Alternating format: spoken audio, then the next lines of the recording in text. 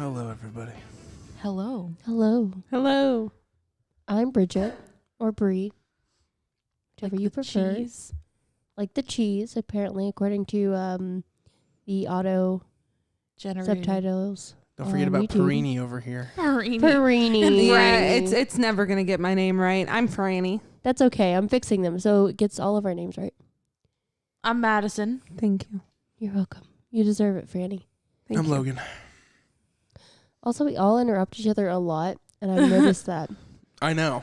Just Okay. put Yeah, a bunch feel of it. gibberish Talk over lines. each other a lot. For the first time Ah. ever in the last podcast, I went, now let me finish. Oh, the no. first time ever. Oh, it's so upsetting. Also, we are Crosscut Cinema. This is the Crosscut Hey. Podcast.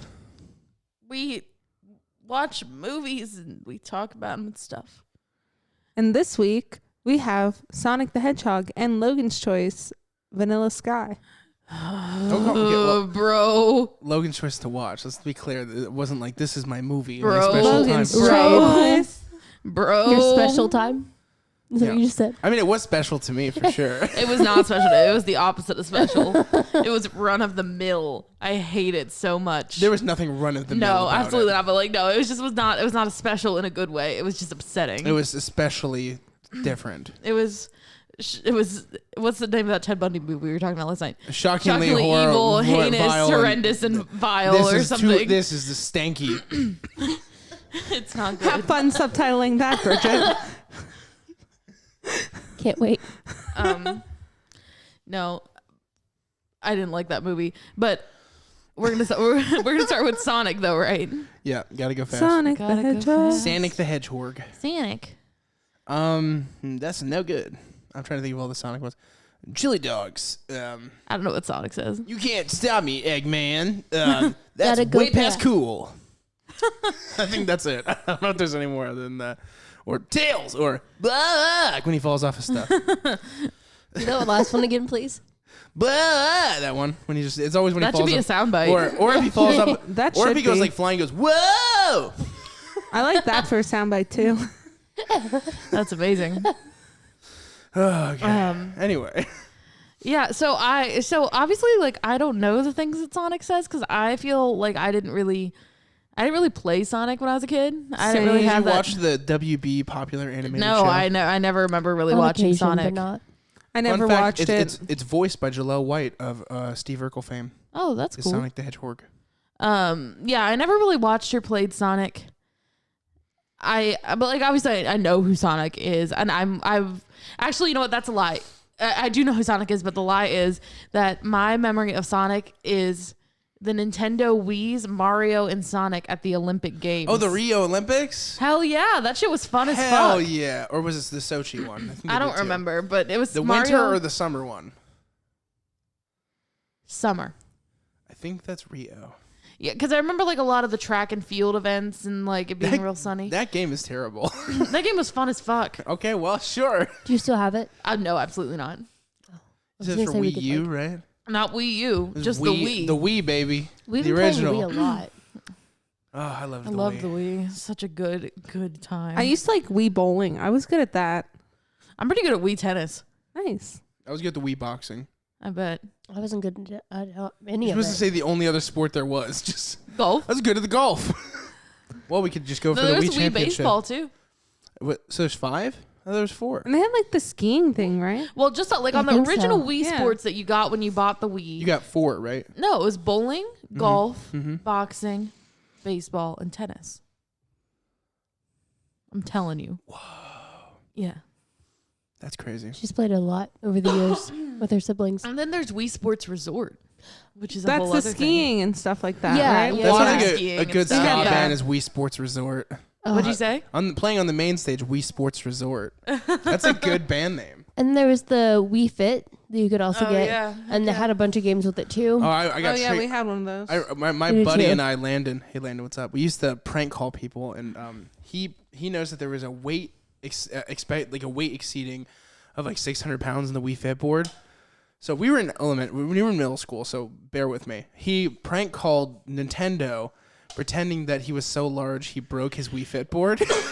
Oh no! I just wanted to get. He was like, I just wanted to get fit with my kids. because he had a really deep voice for a 6th grader. He sounded like the deep. He sounded like Ron Burgundy. Like it was really oddly deep and weird.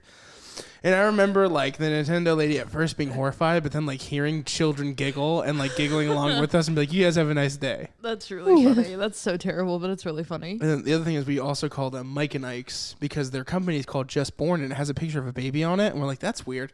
So we called the candy company and we're like, is this made out of babies? And the company was like, click. Like, we're not even fucking dealing with you kids today. No. Blap. But yeah, that's my memory of Sonic. My other memory of Sonic, I would like to tell this story. It is very much a diversion from the Sonic movie, but I think that it bears mentioning. If you were on a little website called Tumblr, circa 2015, you might remember a very short-lived, a star that burned so bright but died so quickly, and that was the popular blog Sonic for Real Justice, and it was amazing. And the point of this blog was that it was an anti-social justice blog. So they were anti-special snowflake, I don't know, whatever. Anti-feminist. Yeah, whatever. You know. But the shtick of the blog was that there were several moderators, but they all took on the shtick. Oh, I think you said the shit. I also said the thought that shtick. too. I think you might have said. We're gonna listen to this later and call you out. Okay, that's fine. But the gimmick of the blog was that every moderator would take on the persona of a Sonic character in their anti-social justice posting. Oh God. And so this quickly devolved into scandal. So at the outset of this blog being invented, what's going on over there? This is my fucking thrilling tale. What's this blanket that your feet are on? Oh, I can move my feet. I still want to lean down and touch your feet. But Pointing at him, trying to get him to hand me the blanket. But there were several rules laid out, which is, first one, no special snowflakes.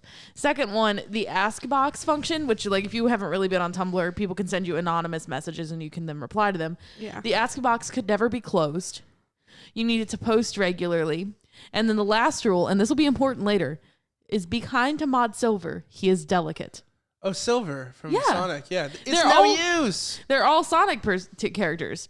Mm-hmm. So this blog is up for like 48 hours. Mod Shadow, it should be noted, makes an amazing emo introduction post, and it's hilarious. I love it. I think he says "humph" at the beginning. Oh, he's That's Shadow. his- Shadow opening. the hedgehog, He's Shadow the fucking Hedgehog. But anyway, like a couple hours after this, Mod Silver closes the ask box, breaking a rule because he got overwhelmed because this concept is ridiculous. So people are obviously like flooding it with like anonymous messages. And it gained a lot of traction based on Mod Shadow's, stupid emo post. Humph. And so Mod Silver closes the ask box because he gets very overwhelmed. And then Mod Amy, who is a cunt bitch. She is. Mod Amy, if you're out there and listening to this, I am not on your fucking side, bitch. She goes on this like anti-Mod Silver tirade and kicks him off the moderator team for breaking this rule, breaking herself her own rule of being kind to Mod Silver because he is delicate. He's delicate. So then she kicks him off and she tells everybody to send Mod Silver hate, knowing, in fact, that he's delicate. And so then it just becomes like a whole thing. And then Mod Knuckles is introduced to keep the peace. Oh, Knuckles. And then there's this sort of like love triangle thing happening between Mod Amy and Mod Sonic and one of the other mods who I can't remember which one. Rouge. No, I can't remember. I don't know. And then like... I feel like you're missing that element of the story is really going to damage the storytelling. I'm sorry. And then like Mod Tikal and Mod Tails get kicked off for various reasons. And like they were on Mod Silver's side. And Mod Amy is just being a massive cunt about everything. And like everybody's fighting. And it lasted like 2 weeks. And it was amazing. Jesus Christ. I was on Tumblr, but I missed this. Yeah, I was also on Tumblr, but I was also missing this. You guys were flying in different circles apparently because Yeah. Sonic for Real Justice was a very culturally important moment. Moment in history. But after we got out of the Sonic movie, she told me this whole thing.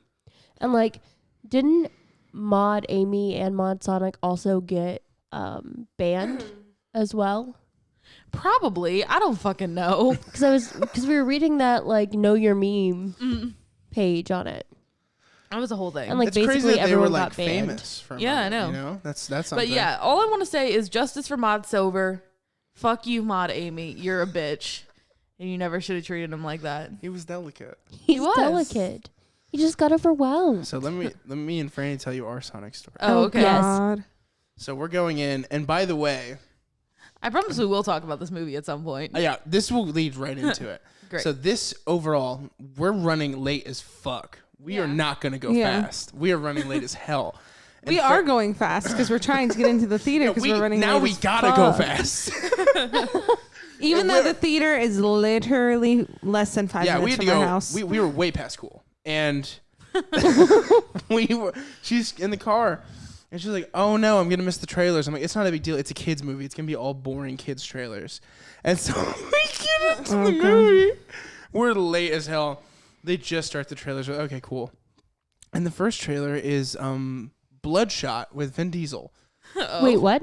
We're like, Yeah. Let me just go through this whole thing. Bloodshot with Vin Diesel. I'm like, what the fuck? That's a strange choice. Yeah. He literally says like Right. fuck in the trailer essentially. He's like, oh, and then like it like cut. So you're like, okay, well that seems odd for a child's movie. And then Brahms, the Boy 2 What? trailer plays. And Franny turns to me and goes, you lied about the trailer. So I'm like, I don't know what's going on. So then another trailer plays and it's The Lodge. And mind Oh you, my like, god. It's not the right theater, is it? Even we're in the though, right theater. no, we're in the right theater. What? And like, I start looking around. I'm like, are there children in this theater? And that, like, there were children. Yeah, there were a couple. Let me What? finish before Yeah. you interject. You're gonna yeah. So trust me, this is good. This is good. This is really good. Then we're seeing trailers for I don't remember what it was. Maybe it was like an Antebellum thing or something. It was a Blumhouse movie, and I'm like, Blumhouse again in the Sonic trailer? Like in the Sonic trailers? Like what the fuck? And then like it got to the point where we were seeing the movie start to begin. We're in the Dolby Cinema, and it says Columbia Pictures. I'm like, well, that ain't right. That's Sonic the Hedgehog's not Columbia.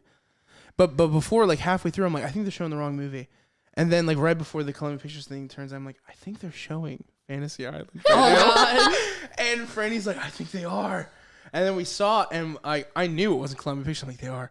And like, And then we see there's the a brutal Blumhouse thing. stabbing very early in Fantasy there is. Island. Oh, yeah, yes. there is. And there, yes. I just see a kid. I just hear a kid shriek, and a father gets out of the theater and goes and gets somebody. And all of us are laughing, and me and Franny are just yelling out Sonic quotes like, "Gotta run fast from this murderer. Oh my god. This is way past cool. Getting stabbed." And it was funny because like leading up to the theater, we kept going like all day. We kept going back and forth on like what we wanted to see. If we wanted Yes. to see Oh yeah. I missed Fantasy the best Island, part. Yeah, or that's if right. we wanted to see Sonic. The universe wanted you to see Fantasy That's what Island I that said.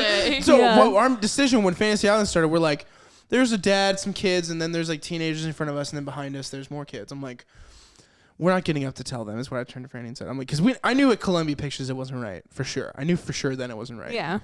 I'm like, we're gonna see what happens if we watch the entire Fantasy Island movie. That's just what happened. If we see Sonic, that's what happened.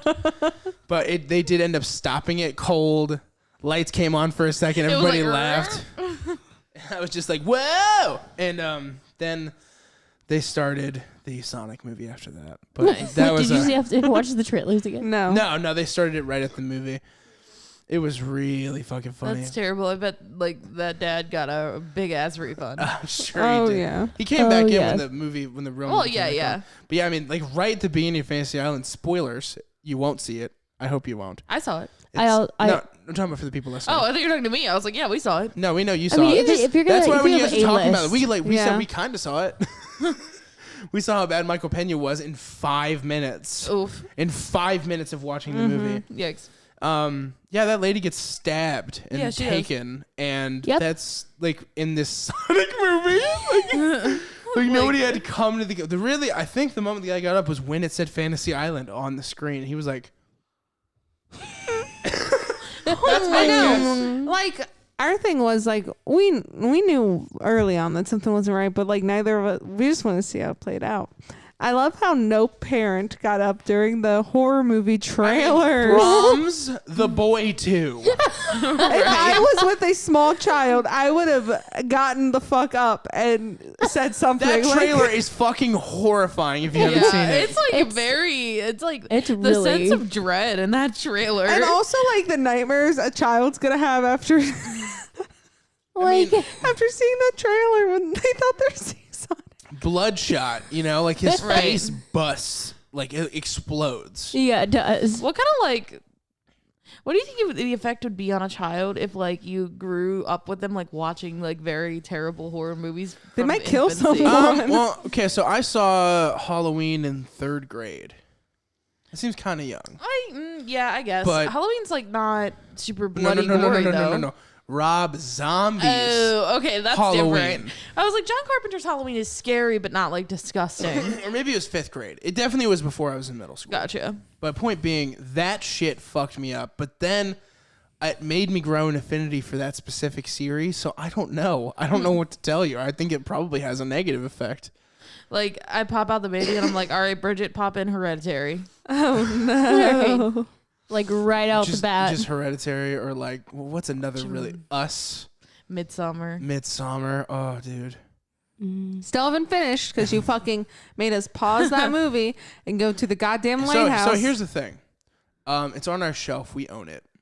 You can pretty much watch it whenever you want. You don't need this big strong man to put the movie in there for you. You can do it yourself. When I'm by myself, I'm not going to watch a movie. I'm going to watch reality TV. That's just how it is. Then you have yourself to blame. Should we talk about Sonic now? We might. We might talk about it. So obviously there's the big thing around Sonic with the original CG that they put out there in the trailers. Oh God. Let's he talk was about that so for a second. ugly. He was so ugly. I'm glad they made him look so much better now. Madison, say what you said to me that what he looked like. What did I say? Look, I don't remember. You said he looks like they put some weird dog. No, okay. I think I said like he looks like a raccoon that they spray painted blue. Oh no. yeah. And then edited on human teeth.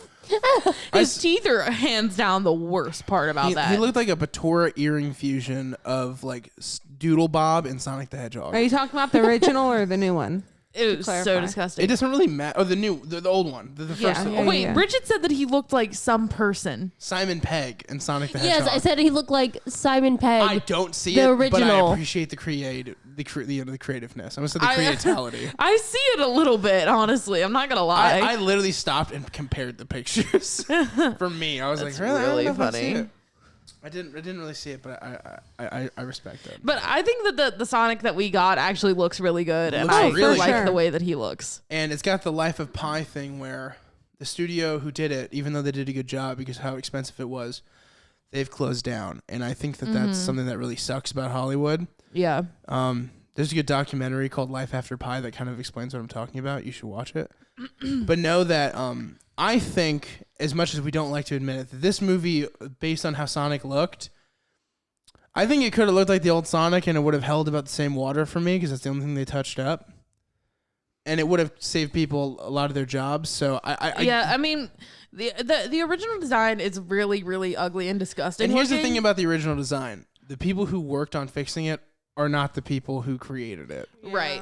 That Yeah. is unfortunate. So they lost their jobs, did a really great job, Right. all because one executive choice that somebody made on the design who Yeah. probably didn't even have to face anything for it. Right.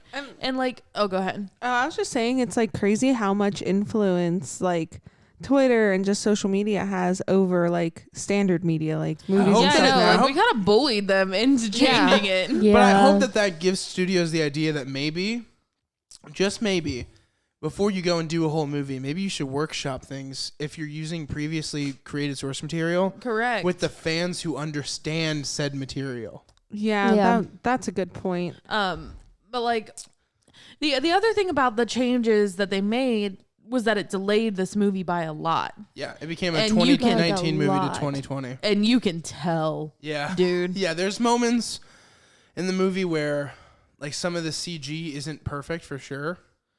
I mean, not even just that, but just like some things that happen in the movie, like Sonic flosses, like the dance. Oh, a couple of times. Yeah. No, that's something that the studio would have done anyway. They're not hip with the kids. But it would have felt better a year ago. It was originally slotted for November. It would have felt much more relevant in November than it would in February. Yeah, like it felt like, it's like in November, I still remember that was kind of a thing. But like, I mean, not a real thing, but like kind of a little bit. But like in February of 2019, absolutely not. 2020. 2020. Yeah, it I'm felt sorry. like somebody's mom like wrote that part, like trying Like, to be what are hip. the kids into? You know. But I also want to talk about the content of the movie. It's not bad. I mean, I really enjoyed it. It's I had a fun horrible. time. It's not offensive. It's completely inoffensive. It doesn't treat kids like they're super dumb. Right. Right. It's just kind of okay. It is a Yeah, good. I would I'd agree even with board on that. it being good. It's pretty okay. It's pretty okay. That's a good way to put it. I mean, it's good for what it is. Yeah, and I mean, like, you know, it's a pretty good movie for kids. It has a good kind of thing about, like, you know, finding your family and your friendships and stuff, and I really enjoy. I think the Sonic character, he could have been annoying, but he wasn't. No, you liked Sonic. You I liked Sonic, I liked yeah. Little Sonic a lot. Like, for Me instance, too. a good example is if you've ever seen the live action Woody the Woodpecker movie. I've not, and I'm thankful for that. It is bad. It's the same kind of concept where Woody the Woodpecker's kind of come into this world where everybody else is normal and he's Woody the fucking Woodpecker. Right. But the Do difference, other woodpeckers exist in the world? not like Woody. Oh, okay. Do other hedgehogs exist in this world? Yes, but they're normal But, like, hedgehogs. Yeah, I mean, but they don't look like him. Yeah, it's like there's not like giant anthropomorphic speaking owls with magical powers either in the normal world. but That's there's only on owls. Sonic's planet. Yeah, exactly. Also, loved the Mario reference. That is hilarious. Yeah, the it was Mushroom funny. Island. It makes me wonder. I mean, like, this may sound really pie in the sky, but so did the Marvel Universe a long time ago. I think it's Illumination. I could be wrong with the studio. There's a studio working on a Mario movie. Could you imagine if it was a shared cinematic universe? That would be amazing. I would I would so love it. fucking down That'd for be that. so fucking funny. They could do it. They could. They really could. But yeah, like, I mean, I thought it was a pretty good movie. Like, I didn't expect that I wouldn't like it because I thought it looked pretty good. Like, as far as, you know, kids movies kind of go. I liked James Marsden. Yeah, I think he's pretty good. He was a good straight man to kind of Sonic's wackiness. Yeah. Bridget did Yeah. call this movie cop propaganda, though. I mean, it is. Wait, what? Bridget What? said if for being cop propaganda, it's pretty good. What? But it paints all the rest of law enforcement and the government in a terrible light except for the one cop. I mean, That's because there are good cops out there, Logan. There are good cops out there. Now you're the propaganda on the other end. There are good. One of my best friends is a police officer. Thank you, and he's a great guy. Tell your best friend, I used to volunteer with come the buck up. police department. what'd you say? I like- Come fight me. He's a super nice guy. He'd He's a love great you. guy. I'm pretty sure he listens to this podcast. Hi, James. I'm just fucking around. How you doing, James? James? How you doing? I mean, I'm not gonna make my cop stance He's here. actually a but sheriff, I think. He's a LaPorte County I sheriff. don't know. I'm not gonna make my stance on cops here on this podcast because that probably would hurt our prospects. Our prospects. But I won't say anything bad about James in specific. I'm sure you're a great guy. Yeah, James, you're awesome. And so is James Marsden. Leave the police force or something. I don't know. What? He said leave the police force. I'm just playing. Or No. am I? I don't know. I mean, he's done a good thing for his town. That's him, though. He does good work. Yeah, Bridget said this movie was cop propaganda. I did. Bridget, see that. stop that. I think you're definitely reaching. I'm just being real. I mean, some things are cop propaganda. but What? this isn't. I don't know if this one is or not. This one isn't. If you want to talk about cop propaganda, you're talking about like End of Watch or like, you know, what's Brooklyn that? Nine-Nine. Courageous. I love a good cop show. What the fuck? There's still propaganda. I mean, but is it like bad propaganda? Like, what do you mean? Right, What do you mean? That was a hilarious question. I don't get how it's cop propaganda. Like, what? Okay, like Brooklyn Nine-Nine, for example, paints a police force which has a storied history of brutal racism, the NYPD, as being a bunch of diverse and lovable goofballs who a gay solve, black police commissioner. who solve silly crimes and go on adventures and love and support each other. But like, It's fiction. Fiction can be propaganda. Actually, it mostly is. In fact, it is categorically usually. Very rarely is propaganda nonfiction. So are we saying The Office is office propaganda?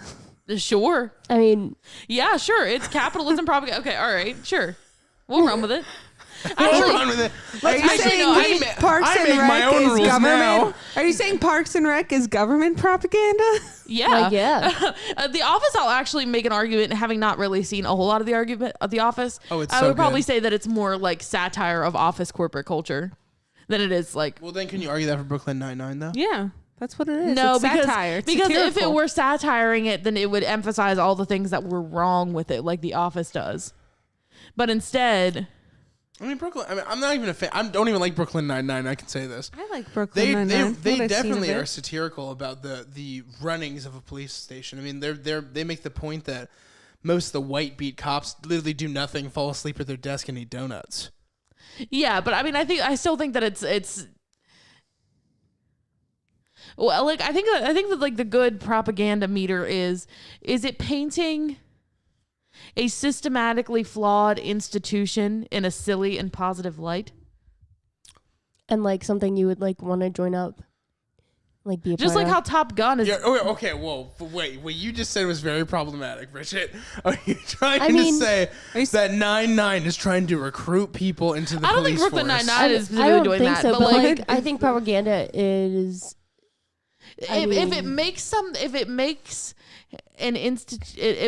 an institution which is deeply flawed and problematic, if it sanitizes that and paints that in a positive light, I'd call it propaganda. I thought propaganda was more when it normalizes it versus sanitizes. Well, it. yeah. I mean, Yeah. I think There's I a think there's a both kind of. distinction. You can make something seem not as bad versus make something seem like it's the way it's supposed to Yeah, be. and I mean, I think a show like Brooklyn Nine-Nine makes it seem not as bad as it is. Like, you know, the NYPD is not a diverse bunch of pals. Well, I mean, I'm including not a one member of the Terry NYPD, Crews. so I can't tell you for sure. You know, it's not I can like tell that, you dude. historically speaking, it's not. Yeah. But we are in 2020. I don't know the runnings. I mean, All I know is that if we're talking about the police force as a whole, I'd say categorically across all 50 states there is a history. yeah, Of and that's why I certain- would argue that most cop shows, probably all of them, are cop propaganda. But I make the argument that was not really ever their goal.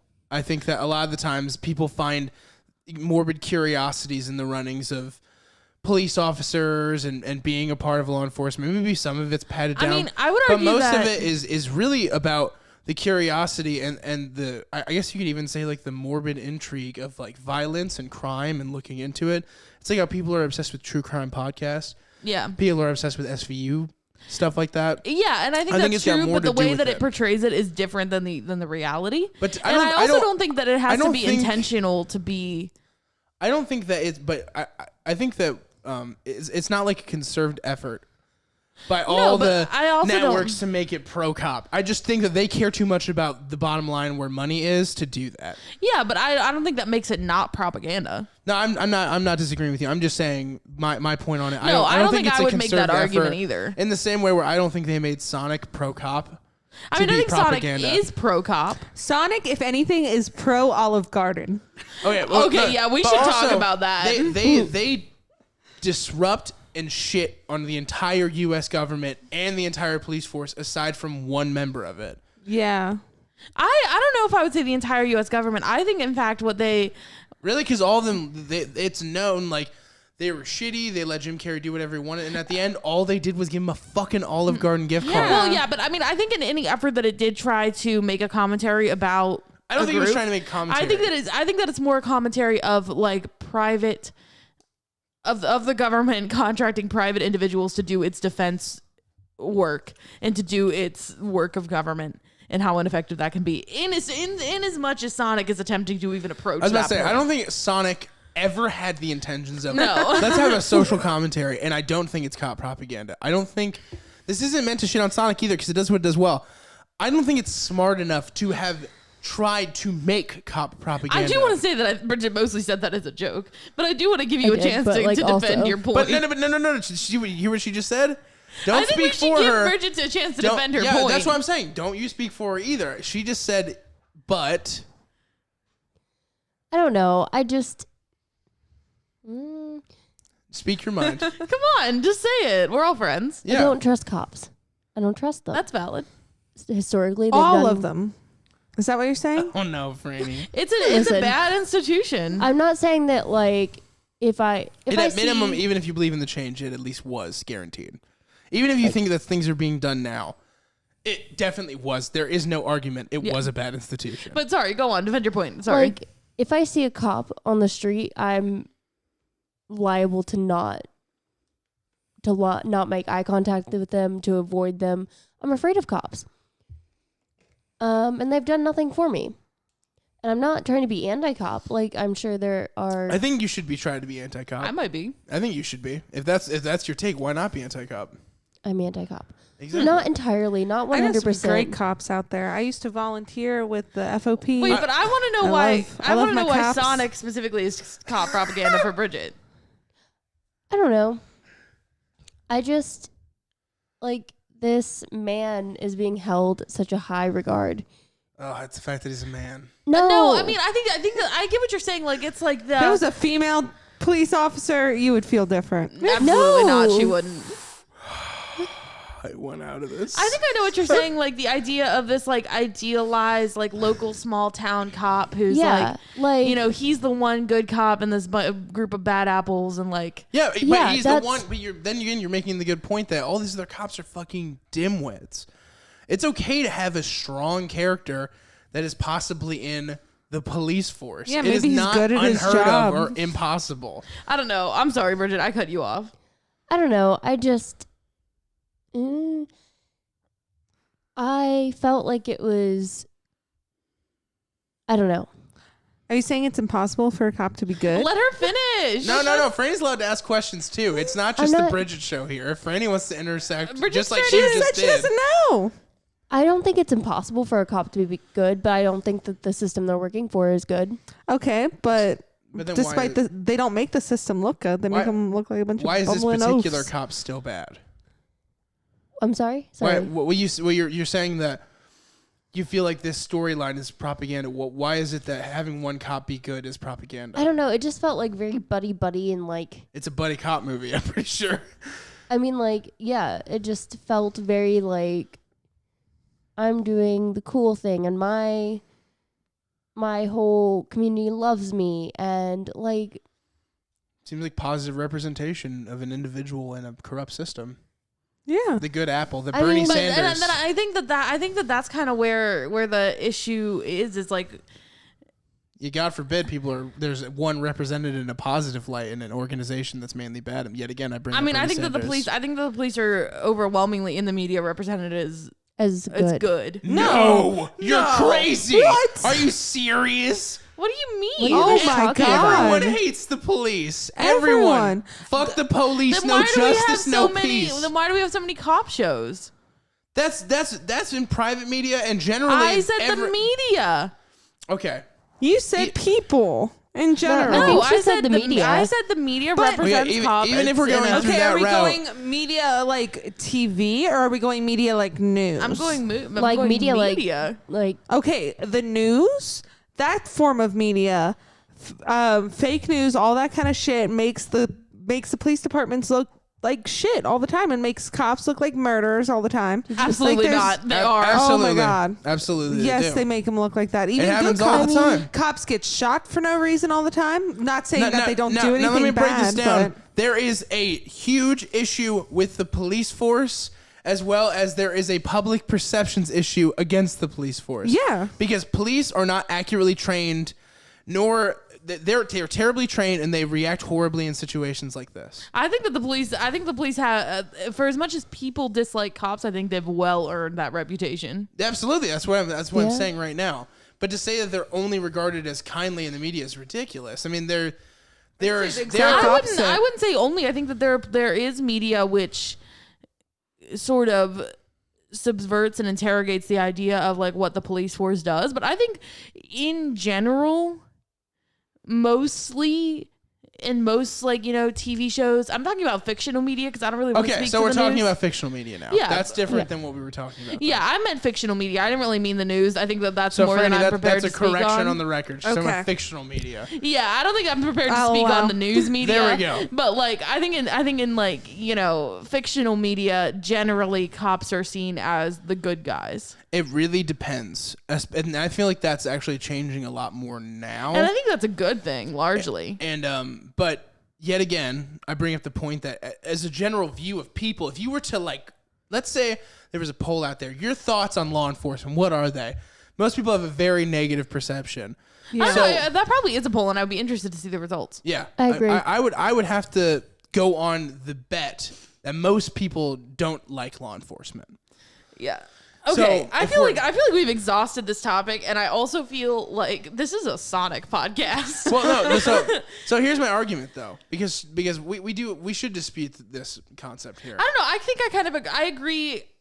I don't think it's egregious, but I do agree with Bridget in the way that it's portrayed. I don't think it's propaganda at all. I think it's like a needle in the haystack kind of perception where this guy is one of the last good like small town cops in the world, and it's kind of shown through how the rest of the police force and the government treats him. But I would say that this sort of like aggrandizing of the sort of idea of like the small town, hometown police officer, it ignores all of the historic and the systematic issues with police, even in small towns. But it doesn't, because it shows the rest of the government railing against him. So it doesn't ignore it. But I think having this character as being like sort of the hero of our story. He's not. Sonic's the hero of the story. But I mean, like, he's jointly a hero with Sonic. He's a tag-along partner of the But, film, like, but he he's- does not save the day. Let's be very clear.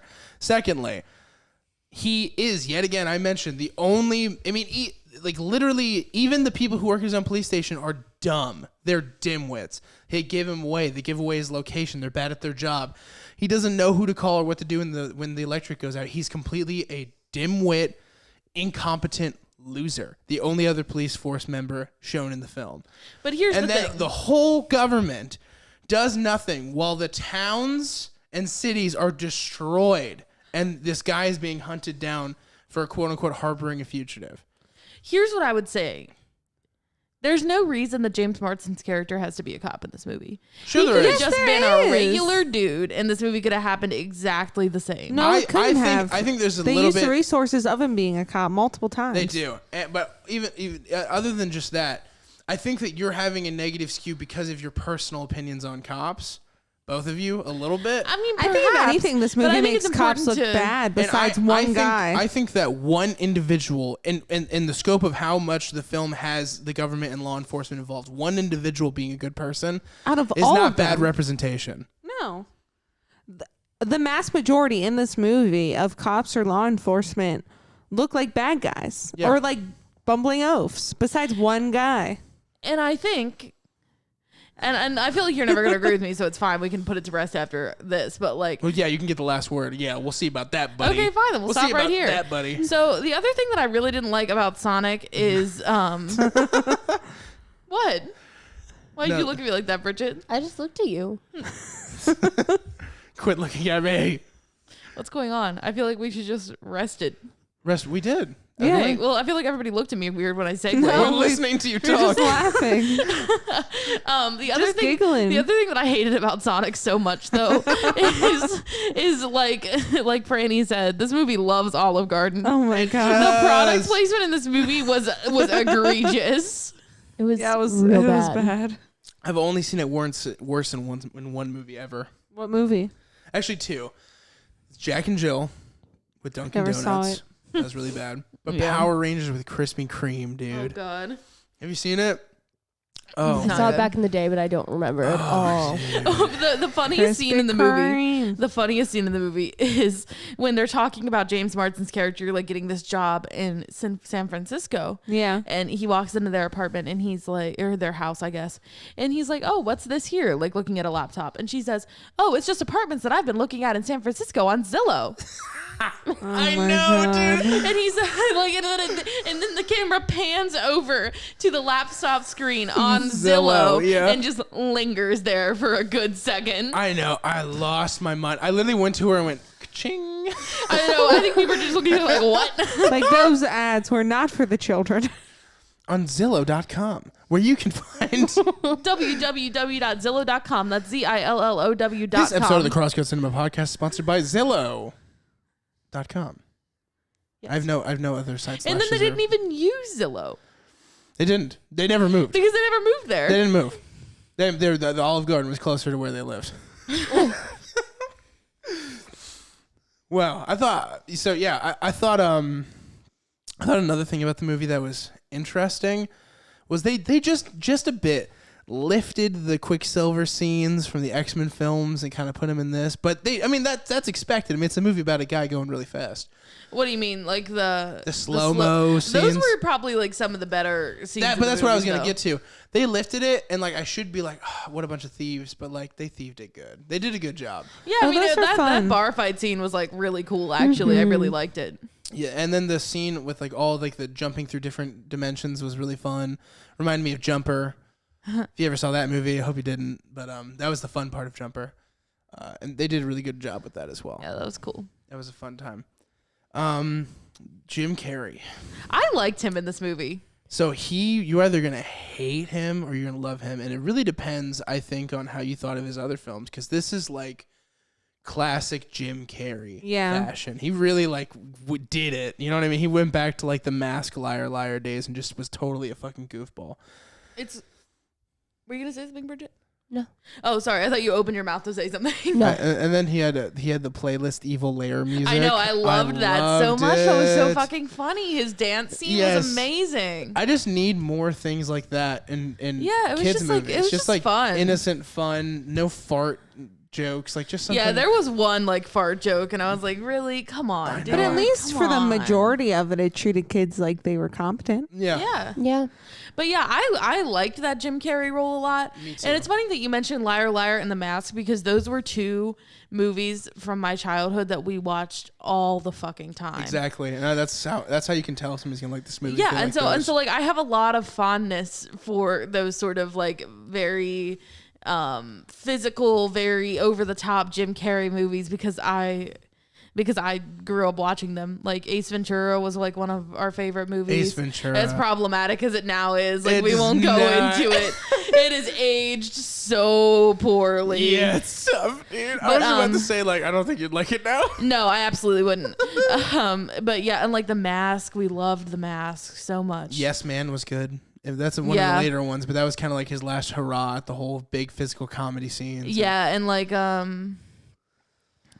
yeah, and like Liar Liar, I liked a lot. Liar, I Liar. always He was liked that one of the things you could like about Batman Forever if you like over the top Jim Yeah, Carrey. yeah, I love good over the top Jim Carrey. Same. How did you feel about Jim Carrey, Bridget? Did you watch those movies when you were a child? I remember The Mask vaguely. Smoking. The worst thing is The Son of the Mask. Oh, I know that movie. I do so remember The Son of the bad. Mask as Jamie well. Kennedy is such a funny comedian, but holy shit, that movie was terrible. He's really bad. I just remember the dog wearing the mask at one point. That's In Son of the Mask, I think. I don't remember if he wore it in The Mask. He don't know he the wore it in dog. the second one. Okay, yeah, yeah. Yeah, I don't have a super clear memory of the movies, but I did enjoy them, I think. Did you like Jim Carrey in this movie? Yeah, I mean, I kind of hated him. Not Jim Carrey, but the character himself. I really Eggman, hated. you're supposed to hate him. That's You're kind of supposed the to hate goal. Eggman. So I mean, like he did a good job. He made me hate him vehemently, and I don't know why I hated him so much. I just did. Did you guys watch He's the? the worst, Did dude. you just watch the after credit scene? Yeah. Yeah. Little Tails. Little Tails, dude. I like the way they made Jim Carrey look towards the end of it, like more like the animation actual style. animation, Yeah, yeah. that was kind of Yeah, cool. that was kind of fun to like Mhm. that transformation. They're gonna do a sequel because the I movie know, I love actually it. is Yeah. making money. So When he's just like, my grasp on sanity is absolute. That's how I feel every day. I thought this was a fun kids movie. I really did. Like, and it wasn't like super over the top and like they made it enjoyable enough for an adult audience, you know? Yeah. Yeah. It wasn't like so brain dead. You're like, oh my fucking God, Angry Birds. But it wasn't 2. like, but it wasn't like so like smart that like a kid wouldn't enjoy it. It was a good in between. Like parents can go and like, Yeah, The you implications know of what I'm what you saying? said, Like yeah. with like it was a good in between. It wasn't like so brain dead a kid like a parent won't enjoy it. Yeah. Or like a group of teens. It was or, like Scooby-Doo, Yeah. the movie. it was a good in between. Yes, I love Scooby-Doo the movie so much. Me too. And I even like the Scooby-Doo second 2 one. Monsters Unleashed I is even so like the good. second one. I Most people reference don't. that fucking movie all the time. I just love, I think it's, I don't know if it's Sugar Ray who sings to Daphne, but like that's my favorite scene. Hell yeah. Because it's so right out of the early 2000s. Like, she breaks away from the pack and she's just listening to Sugar Ray like, and she just like stops everything and just stares into his So eyes. good. And his blonde tips. Hell yeah. Oh, his frosted tips. What a Yeah, time. there were some jokes in this movie that like maybe wouldn't have super landed with kids, but like were fun for the adults. Mm-hmm. but it But like wasn't it too also much of didn't that. make kids like it wasn't confusing for the children either. They did the Sanic drawing in the movie. They showed the Sanic drawing, which was awesome. And he fucking ate chili dogs in the movie. Heck yeah, he did. They Yeah. did. This shit was for the fans, baby.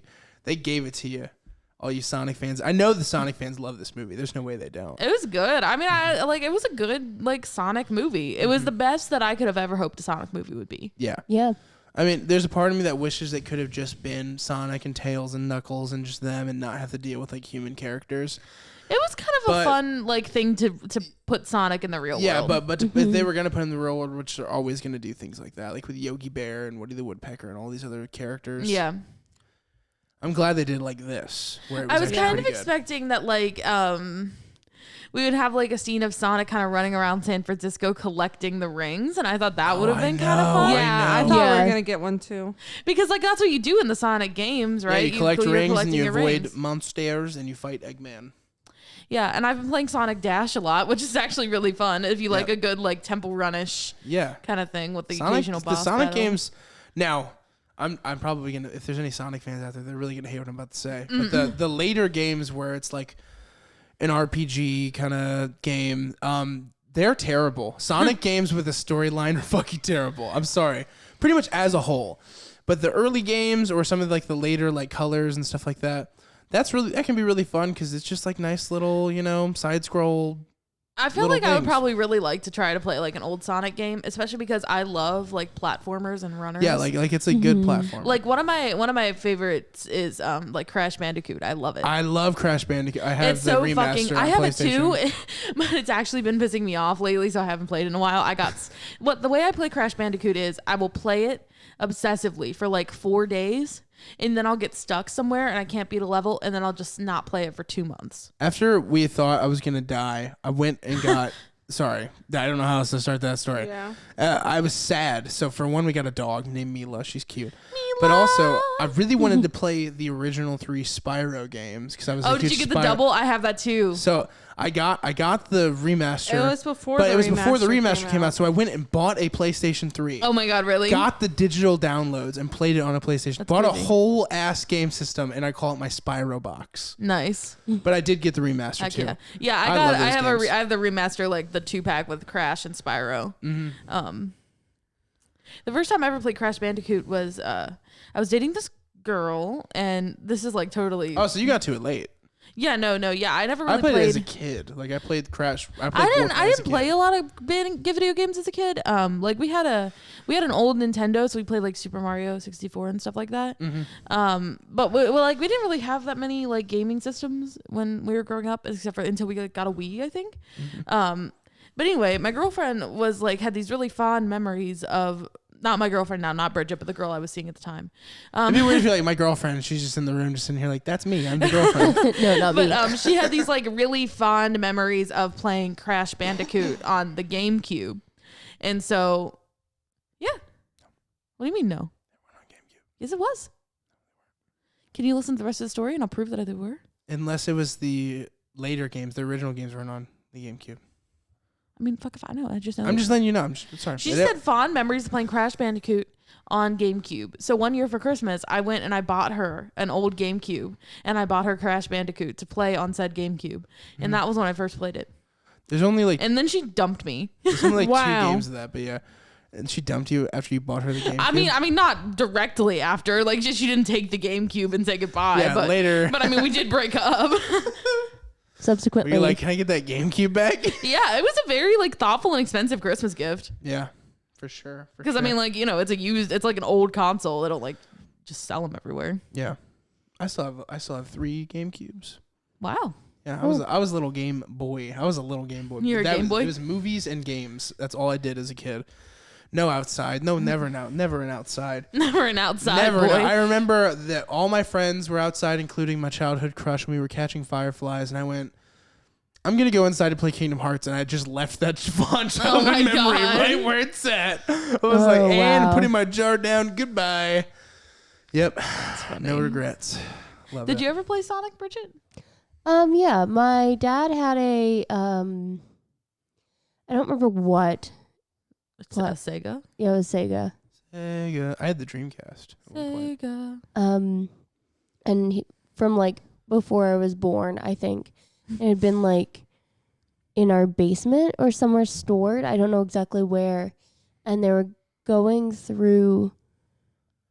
And my memory of this might be completely false, but I feel like I remember he was going through and they were gonna get rid of it, but we were gonna play these games before we did that.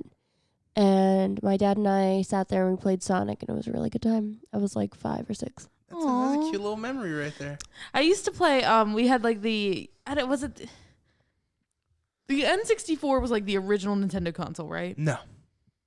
It goes NES, SNES or SNES, and then Nintendo 64. Okay, so we had both. So we had the SNES and we had the N64, and the 64 we had a Donkey Kong game for it, and it was fun as I know fuck. exactly which Donkey Kong game you're talking about. And, like, you were on like a pirate ship a lot and shit. And yes. the underwater levels with Diddy where you're Yes, you were fucking Diddy Kong. Oh my god, me If and my you need dad. your fix, I have that on my Wii. We can play it sometime. Do you actually? I really do, yeah. Bro. Yep, Donkey Kong 64, baby. Oh my god, we have to play. Yeah, dude, it's so much I fun. used to play that game with my dad. That's a fun ass game. And like I always felt as a kid that we were staying up super late to play this game, but it was probably like 10 p.m. Yeah, and you're like, oh, I'm being such a bad kid right now. But yeah, I mean, like me, because you could play cooperatively. Yeah. So we would play together. It was like one of the first like big Nintendo co-op games past like the Mario Brothers stuff. Yeah, and I just remember like the feeling of the little gray controller in my hand. Yep. Oh, bro, I'm having a moment right now, Yeah, dude.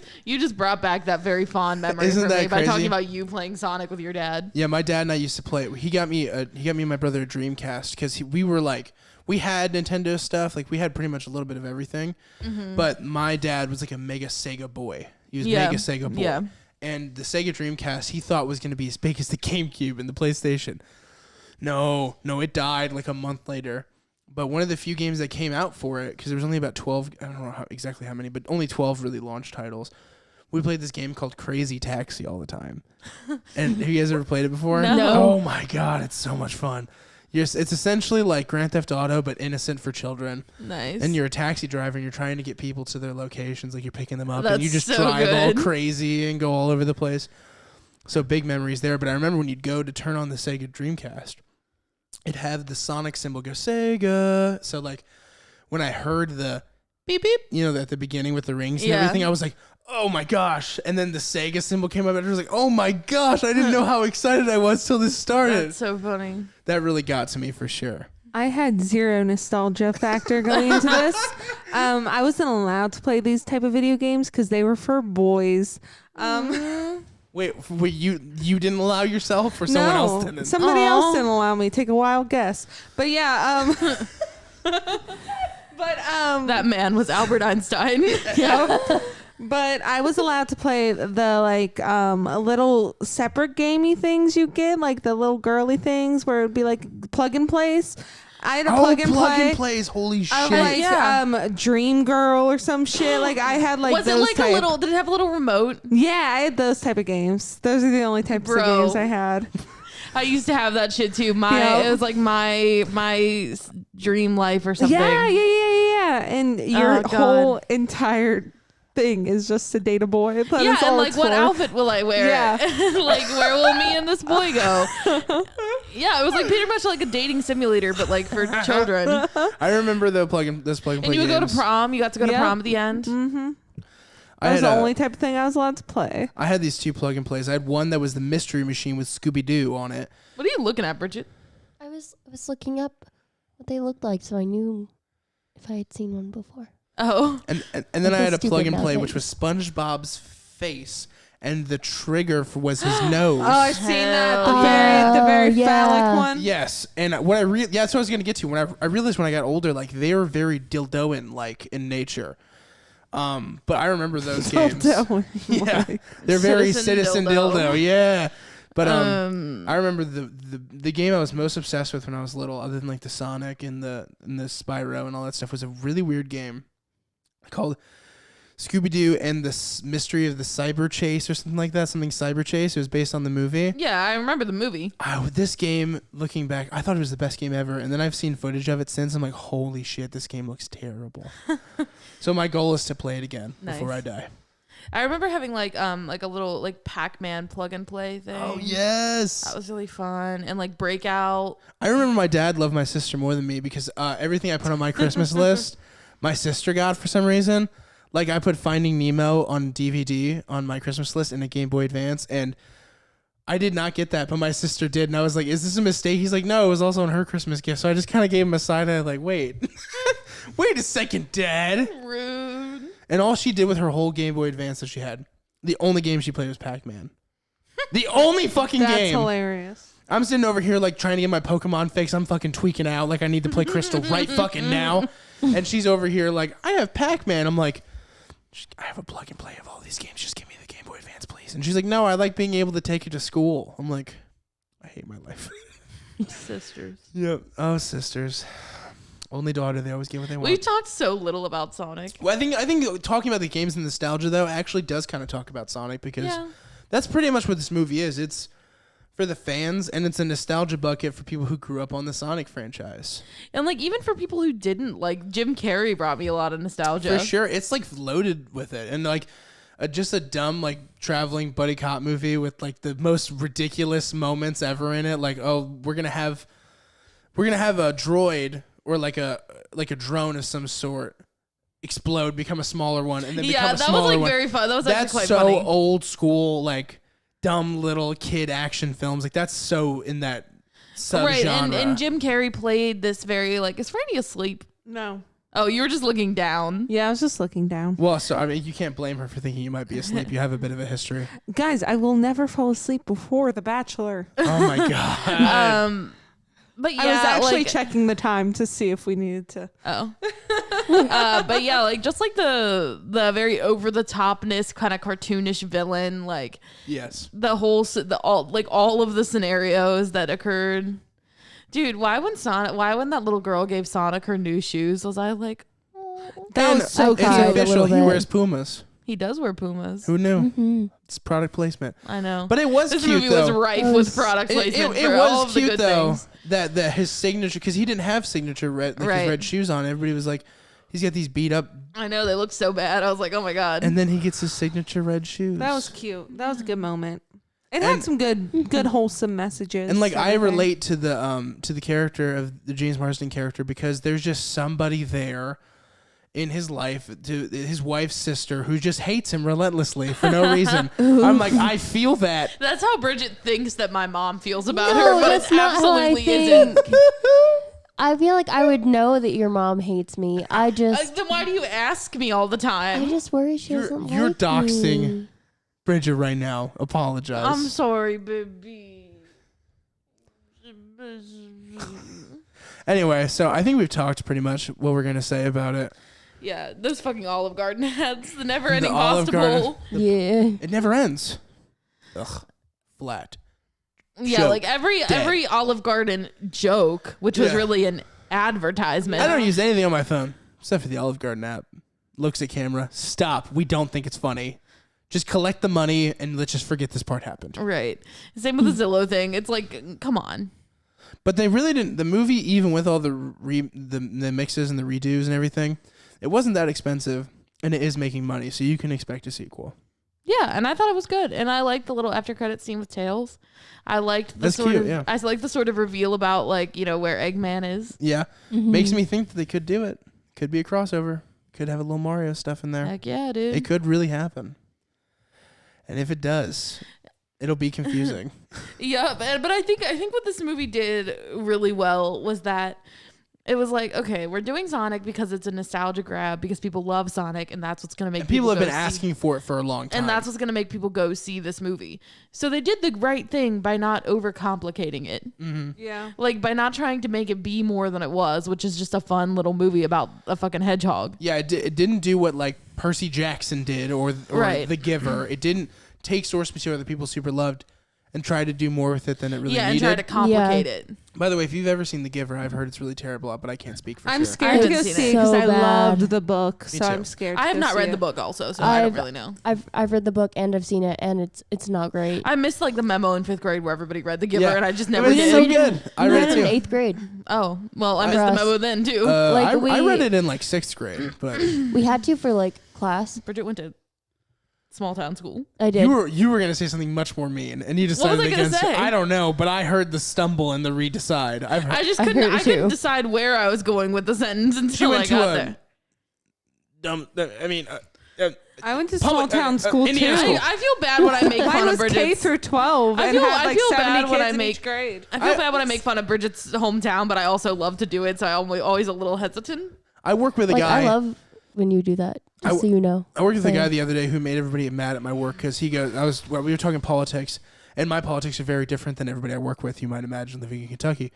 And the guy stops me and goes, "Hey, did you go to private school?" I was like, "No, not really. I mean, I went like kind of in a way, for my younger year." But not when you graduated. Yeah, exactly. We and both graduated from a school in the middle of fucking nowhere. so, but he goes, "Oh, you just sound so educated." I was like, "Ooh, shit, that's horrible." He's like, he's like, I went to a private school, and he's like, and everybody else seems like they Fuck a didn't. private school. And I'm just like, I was just thinking in my head, like, you're not that smart. I don't fucking believe in it.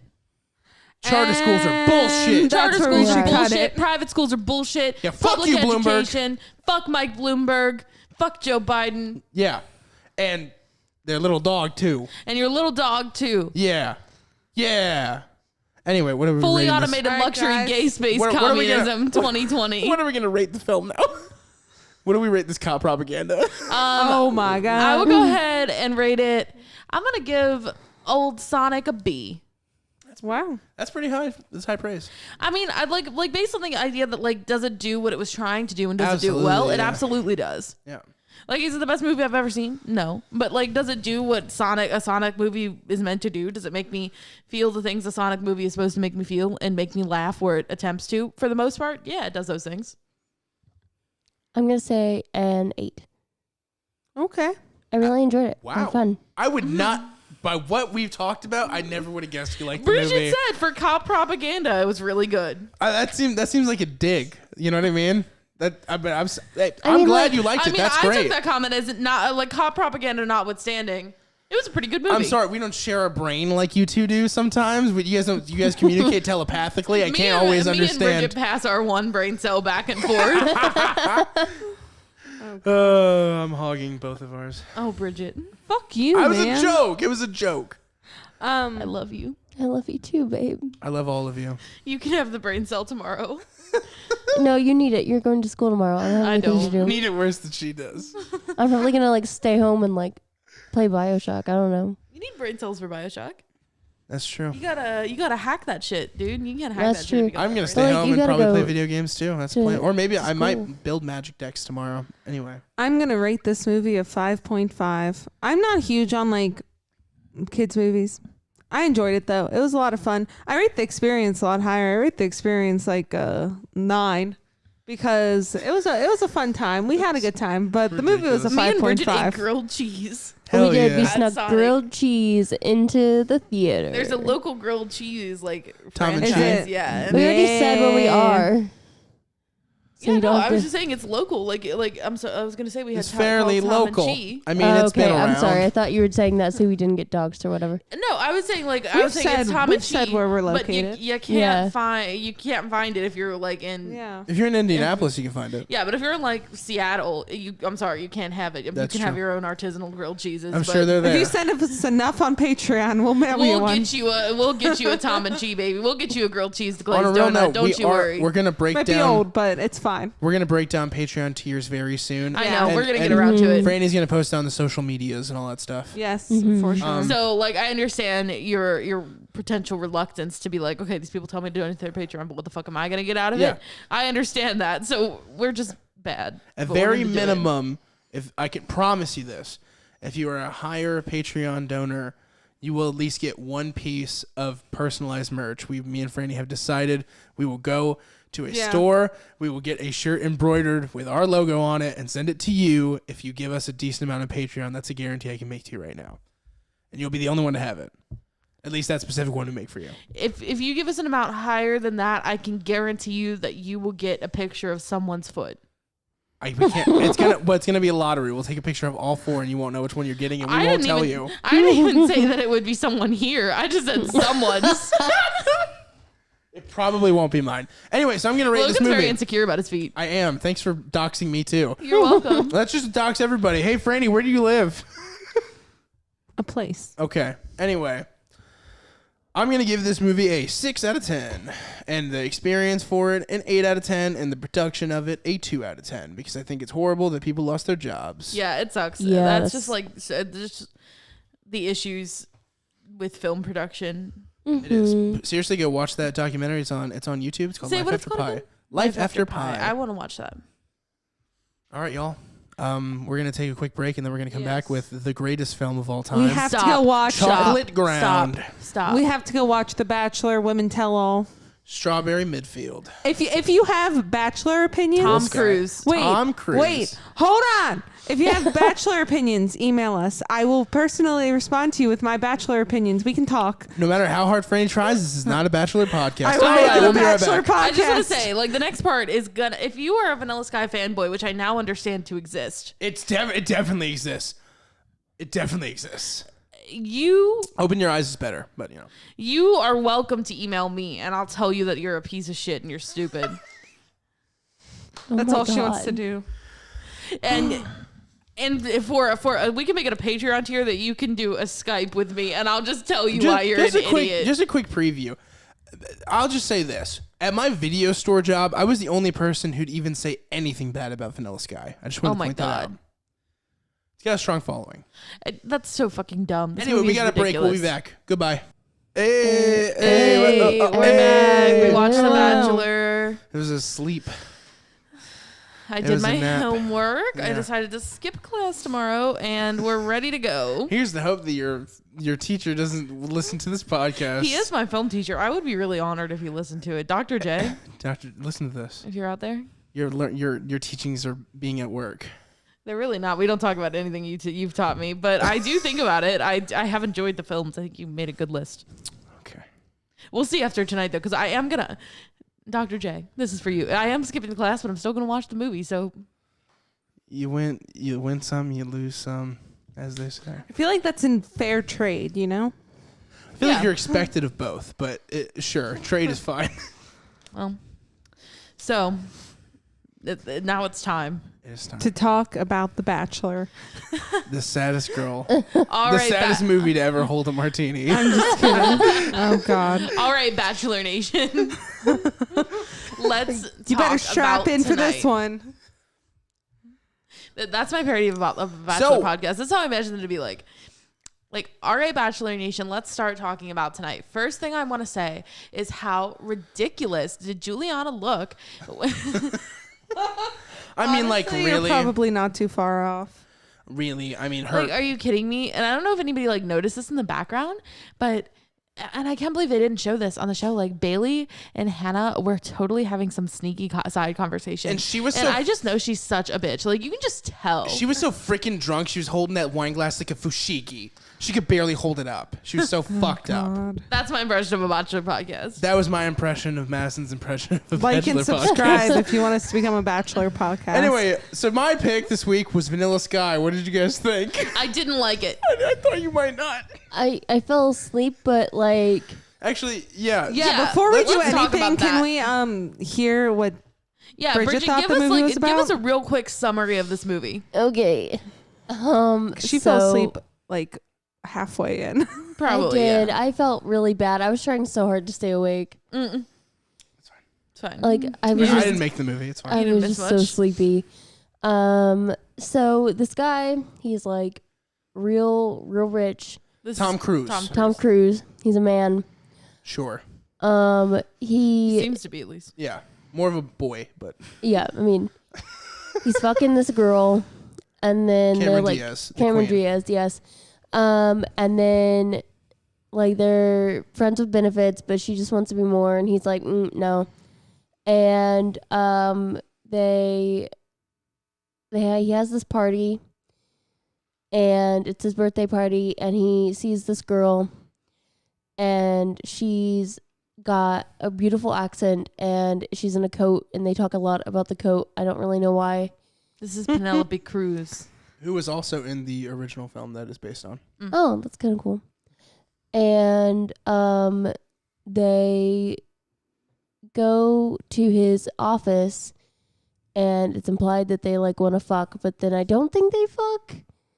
And they do a lot of weird, like silly drawings of each other. Wait, you Not missed in out. his office. Not in his office. You missed the whole middle part. Oh, It's This Bridget's happens- take. You're right. You're right. Okay, all right, you're go right. on, go you're on. Right, I you're was right. like, I was confused about where you were, but I got it now. then Wait, like, pause. Penelope Cruz and Tom Cruise. Is there any like relation? So on they were that, dating, or- but it's not the same Cruise. They're also both Scientologists. Oh wow. Okay, but yet again, really? what? Yeah, we talked about this last night. I thought we came to the conclusion she wasn't one though. No, she is. Oh, but it's a different Cruise. So don't worry. It's a Cruz. Okay, gotcha. Cruise. Anyways, It's the Bridget's Cruise. take on the movie. spicier Cruise. The tastier Cruise to say. A zestier A cruise. zestier Cruise. All right, so anyway, so they're at Tom Cruise's office, apparently. And they oh yeah, his friend that brought the girl who he just met came in and was like, you always have the nicer things and like you get what you want and fuck the girl, I guess, and like fuck me, I guess. And bends him over like I get what I want. You're nothing. Bend over, Earl. She's talking about Jason Lee. Yes, Jason. From My Lee. Name is Earl, who we will be referring to as My Name is Earl Yeah, for the rest of the or just Earl. Earl Hickey. Earl Hickey. God. Side note, a fucking El Camino is my dream car, but go on. Same. Yeah, same. They're making a 2020 El Camino. Word? Yeah, Yeah. it's Bro. hot. Okay. Listen, you all need to start hitting that Patreon Yeah. right fucking now. If you guys don't to our Patreon, we will drive to events in an El Camino. Hell yeah. Events like the grocery store. How are all four of us going to fit in an El Camino? How are all four of us got a going to drive it trunk. at once? Also, Logan can't drive. Bridget can't drive. Franny can barely drive. No, so no, that I puts me in the drive. driver's seat of I this bad can boy. drive. I just don't have a license. You're not allowed. Well, technically now. Oh, you are? That's- Well, no. I want to be clear that Logan did like lose his license for some heinous crime. It's not like that. I don't have a DUI or anything. My siblings were convinced the other day that I had a DUI, that I told them this, and it never happened. it never happened. Never happened. Oh God. Anyway, we're on the weird driving thing. Yeah. What happens after that, Bridget? So they're in the office and the And you only brought that up to drag Franny's driving, by the way. No, Don't I think brought did. it up because I want an El Camino. Oh, you're trying to convince them to buy it just for you? I'm trying to convince them to donate to the Patreon so that I can have an El Camino. I want an El Camino. Donate to the Patreon so I can have an El Camino. If you all could see what Franny's car looked like, you would not donate to the Patreon for Franny's El Camino. I need something better, like an El Camino. I think we need soundproof foam. I think we need to find a the silent option on our phones, Yep. which just vibrated. Sorry, my friend got a new dog, and she messaged me the dog, but the phone is being silenced. Anyway, what happens next, Bridget? Okay, so they're in the office, and the friend comes in, Earl, and he is very drunk, and he's very angry, and then he leaves, and I think it's like implied that He's gonna go do an item on his list. Did you ever watch My Name is Earl? no. Oh. She doesn't even know what we're talking about. Oh shit. What the fuck? Okay, sorry, go ahead. And then like somehow they sleep in the same place, I think. Who sleeps? Tom Cruise and Penelope Cruz. Okay. Sure. Yeah. I mean, they don't sleep, but The cruises. they definitely did. Okay, that's fine. Go ahead. Go on. They might have fucked. I don't remember. Nope. No. Literally, like you're like so off that it's actually kind of crazy. What happened? She's close. They didn't even kiss until right before he left, let alone fucked and slept. They stayed awake and talked all night. They did the But at least exact she knows opposite. the location of where people are. No, she doesn't. She said somewhere. She doesn't even know they kind went of. to Penelope Okay, all Cruz's right. house. Whatever. Oh, that's Then true. what happens? Don't defend this. No, I'm not. There's nothing to defend. What happens next? What happens next? And then he is leaving the house, and his Cameron Diaz. His Cameron Diaz. His Cameron He Diaz sure fucking acts like it. comes, and she's like, I wanted to be with you, and we should be together. And like he gets in the car because he's a dumbass. And I mean, yeah, I guess it's true. Yeah. I mean, I would have done the same thing because I'm also a dumbass. But I'm sorry. I'm sorry. Good. and she gets real erratic and like crazy and like wants to be with him, and then she turns and drives him off a bridge.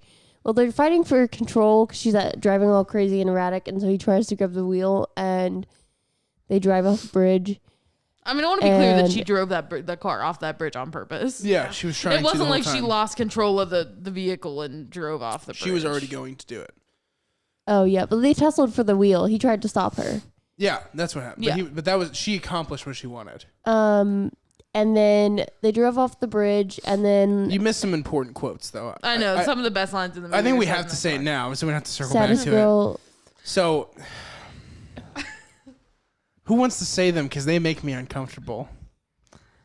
Who wants to soundbite this exact moment? My favorite one is I swallowed your cum. That means something. You were inside me 4 times. Ew. 4 times Inside means something. me. Like it was like Jesus Christ. Yeah, she really went for We got it. fucking Schmeagol driving the car. She's like, my precious. I swallowed my precious. Doesn't that mean something? Correct. So fucking horrifying. It's so funny. So horribly funny. I just remember all of us are supposed to be scared, but we all just look at each other and start laughing. yeah, like it was too much. Oh, dude. 4 times. It's important. 4 times 4 it means times something. means Guys, something. count it out. Make sure you're only under that 4 line if you don't want it Right. to be real. 3.5, fine. 4, that means something. Yeah. Yeah. Yeah. And don't, yeah. Make sure you count. Anyway, as you were saying, I felt it was important to bring that up. Yeah. I dread to think what 5 times means. 5 times that you're married, baby. So she drives him off the bridge. While listening to her terrible album that she randomly made, I'm guessing overnight because she was upset because she was a fashion blogger before then. Is that what she does? I didn't really quite get that. She was like some sort of blogger of sorts, like magazine flat Oh, fashion. okay. It was all Okay. fashion. And then she made Gotcha. an album for no reason. I don't know if that was like a commentary on Paris Hilton or something. Or Well, she was also saying like talking about auditions. That's right. Like she was like an actress. Yeah, That because too. she blew off some auditions. But she was some sort of. I know her main thing was some sort of fashionista. Okay. That I know for sure. Sorry, go on, Bridget. And his face got all fucked up. And throughout, I love it. this should be the writing on the back of the CD. CD. Oh wait. And DVD. his face got all fucked up. All sorts of fucked It was. up. You're all He fucked looks- up, Fantasia. Dude, he looked like Ben Stiller. He did. He really did. You all agreed with me at the time. Don't fucking make it sound like I'm the only We one did. being No, an it's asshole true. here. I think He I might looks have like been. Ben Stiller, dude. I might have been asleep during that. And then he I don't know. the dance he did in his cell. I just want to bring this up. He recreated in Tropic Thunder as a reference. The little zoomy zoom he did in his cell. Yeah. He did the same dance in Tropic Thunder to make fun of it. So at the same time that this is it's like there's like this is sort of like a flashback, I think. But they like the whole thing I just told y'all, I think was like sort of like a weird cut flashback scene thing because then he was in prison. You literally just reminded her that he was in prison. No, I knew that. She No. said, So here's the no. thing. Since technically the prison scene happened earlier, well, most of it was in that would technically be considered a flash forward. Just throwing that out there. What do you Flash forward, okay. It was a flash forward when she saw the prison thing before everything happened. That's like a flash forward, not a flashback. Well, I knew that part was a flashback, but I meant everything else was kind of a flashback. Oh, you mean the whole movie as a whole? Yeah. No, she's meaning like everything is being told while he's in prison, so they're Yes. flashing back. Okay, yeah. So Yeah. I that think part is a that's- flashback. Yeah. Yeah, I thought you were that's what I talking about the meant. prison scene being No, a the flashback. I'm like, flash- well, that's not true because it was after. Okay, I mean, like it was Right. that was the current. So he's in prison. He has this weird mask thing on. It's like stuck to his face, I think. Not really sure it's how not it works. stuck to his face. There's definitely a strap. God, it's just like the mask. Carrie can't get it off. Smoking. We brought the mask twice in one podcast. I might want to change my pick to The Mask after this. Yeah. I love that fucking movie. The mask, though. What a good one. Oh, so good. Not Son of the Mask. No. Not good. Never. So anyway, he's wearing the mask. He's wearing the mask. He's talking to his lawyer, and his lawyer's like, "Tell me anything, please." His He's lawyer? Or is it a journalist? No. Who is it? Who is that man? Neither of those, baby. Who is he? That's actually his His dad. lawyer. His What? his That's dad. his dad, dude. No, I'm just playing. It's not his dad. It was, I was like, it his was dad his is mom. dead. It That's was his his mom. shrink. His parents are dead. She caught that at least. How'd they die? that. How'd they die? Car accident. That's pretty much right. Drunk driver, yeah. No, he's like Yeah, he's a psychiatrist who is evaluating him following his impending trial. Gotcha. Okay, I struggled. Multiple times he turned to me with an angry face and goes, I don't understand what's going on. And she did not hide her anger. She's like, I don't I understand don't what's get going what's on. happening. Okay. Who did? That's how fucking, Me? that's how Bridget is during movies. She'll be like, "What's going on?" And I'll be like, "I'm watching the same movie." Well, maybe you would have followed a little bit better if you were awake. But anyway, Yeah. That coming from you is hilarious. So he's talking to his guy, and what happens after that? I don't remember except at one point. Oh wait, no. What's your next memory? They found some new advanced surgery stuff for his face to help him. Wow. with his It's like face. you're literally skipping most of the movie. Yeah. and then nothing, and then he has something over his face, and like I think his friend starts removing it. His friend? What friend? I don't She's know. talking about Penelope Cruz. His friend? His fuck buddy? No, I thought it was Earl. No, it was not. No. Earl's being all sensual. He's got his shirt off. He's like, It's like here. let's see the real you. Let me get this marked off my list. That's a movie I could get behind. Oh God. Jason Lee, what are you gonna buck up and do? Give us some gay rights, Jason Lee, do it, please. Oh, dude. little rights for us, please. For the gays, There's definitely gay rights in My Name is Earl. is there? Yeah, for sure. Where? Everywhere. Him and that one guy. I hope You to better God not you're be not talking talking about Randy. You better not be talking about Randy. That's his brother. Stop, that's his fucking brother. That's his brother. And he ends up with fucking Catalina, doesn't he? No, they never actually fully get Randy together. did, I thought. I thought the show ended before they did No, that. they got together. Well, it's pretty much implied. I don't know. The show ended so. But no, there's It so ended much suddenly. gay rights. yeah, they didn't extend it. Joyce is my favorite character. I love Joyce so fucking much. And Crabman. Oh my Yeah, God. Crab Man. Jesus Christ. We should make an My Name is Earl podcast. When we first started our podcast, we won't say his name, but we did it with a guy who looked like Crab Man. You know it's true. It is a little bit. It's very true. Speaking of which, if you're out there, you appeared in my dream last night. Yeah, buddy. You told me your name was Jake. It's not Jake. It's not Jake. We'd love to hear from you now, Jake. And I corrected him.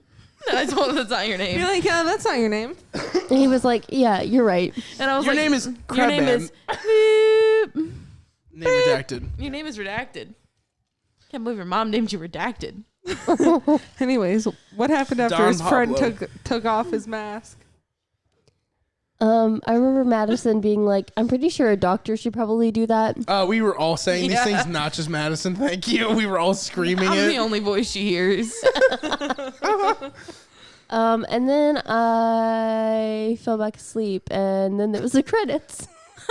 Really? So you don't know anything else? Okay, so you really didn't see the movie. Okay, do you want to know what actually happened? Yeah. Okay. Wait, actually, this is contested. I want to bring out the. This is according solely to the movie. Yes. What the movie tells us, this is what has happened. Well, the movie openly tells us what has happened. So you saw the car crash, Yes. and his face is It's fucked up. deformed.